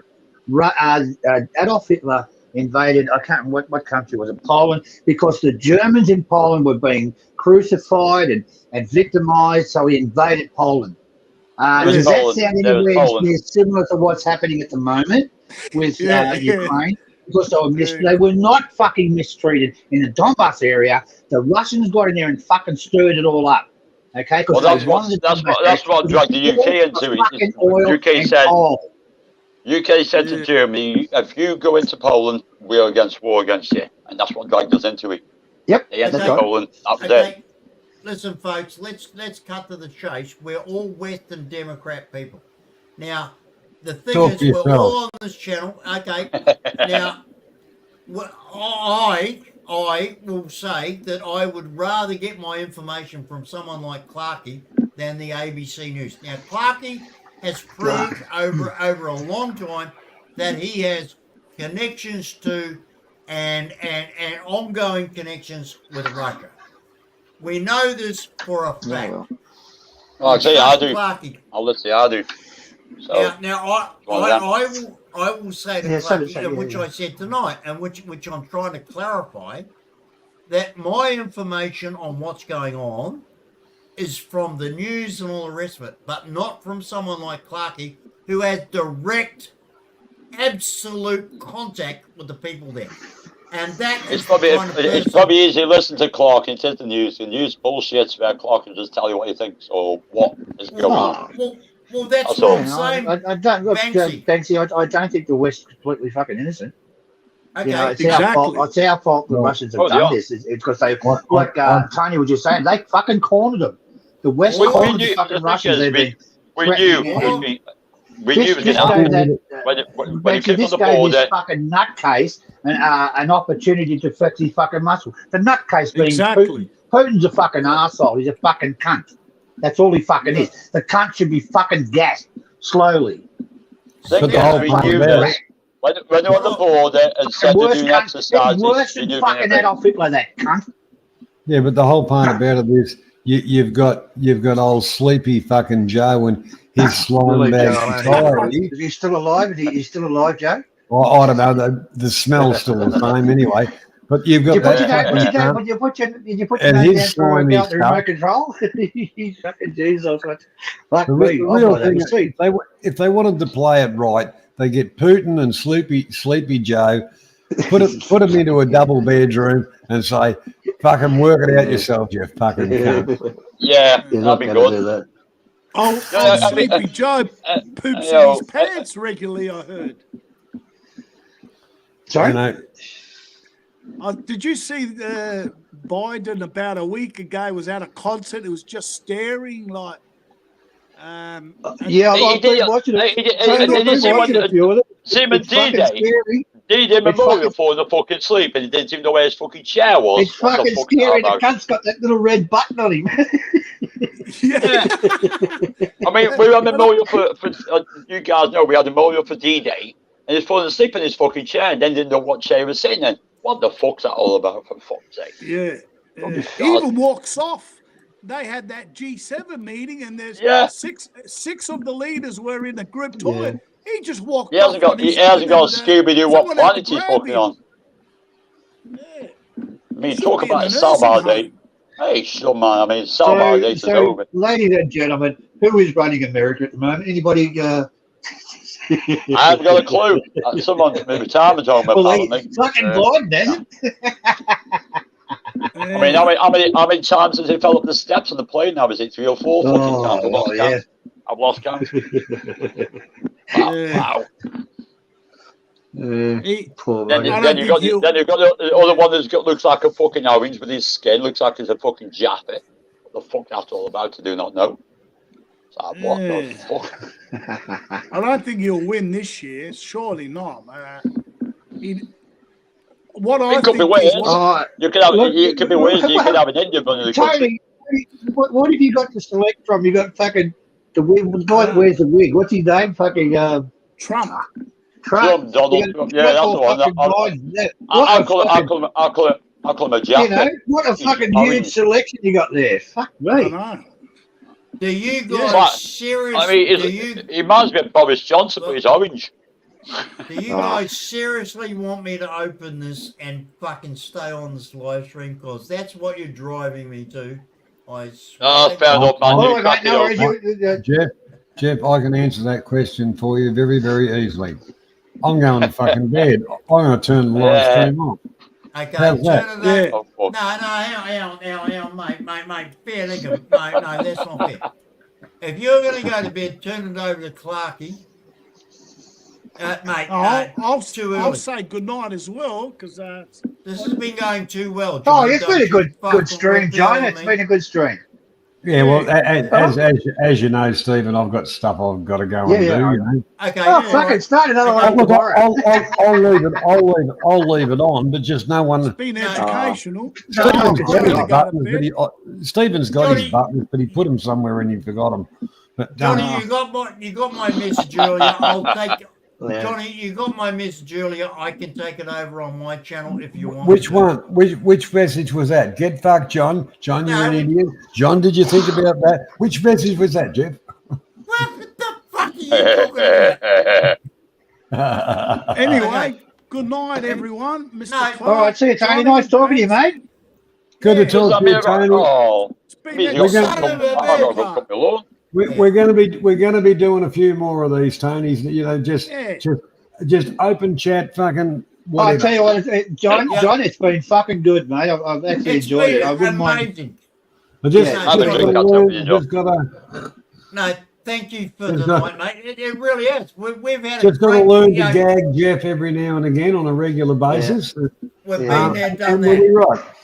Yeah. No, Is it's Jeff been here? great, Is he? mate. Oh, Jeff, I didn't notice you there. So All has right, anyone yeah, else good night. has anyone else going fucking live so we can carry on this one or what?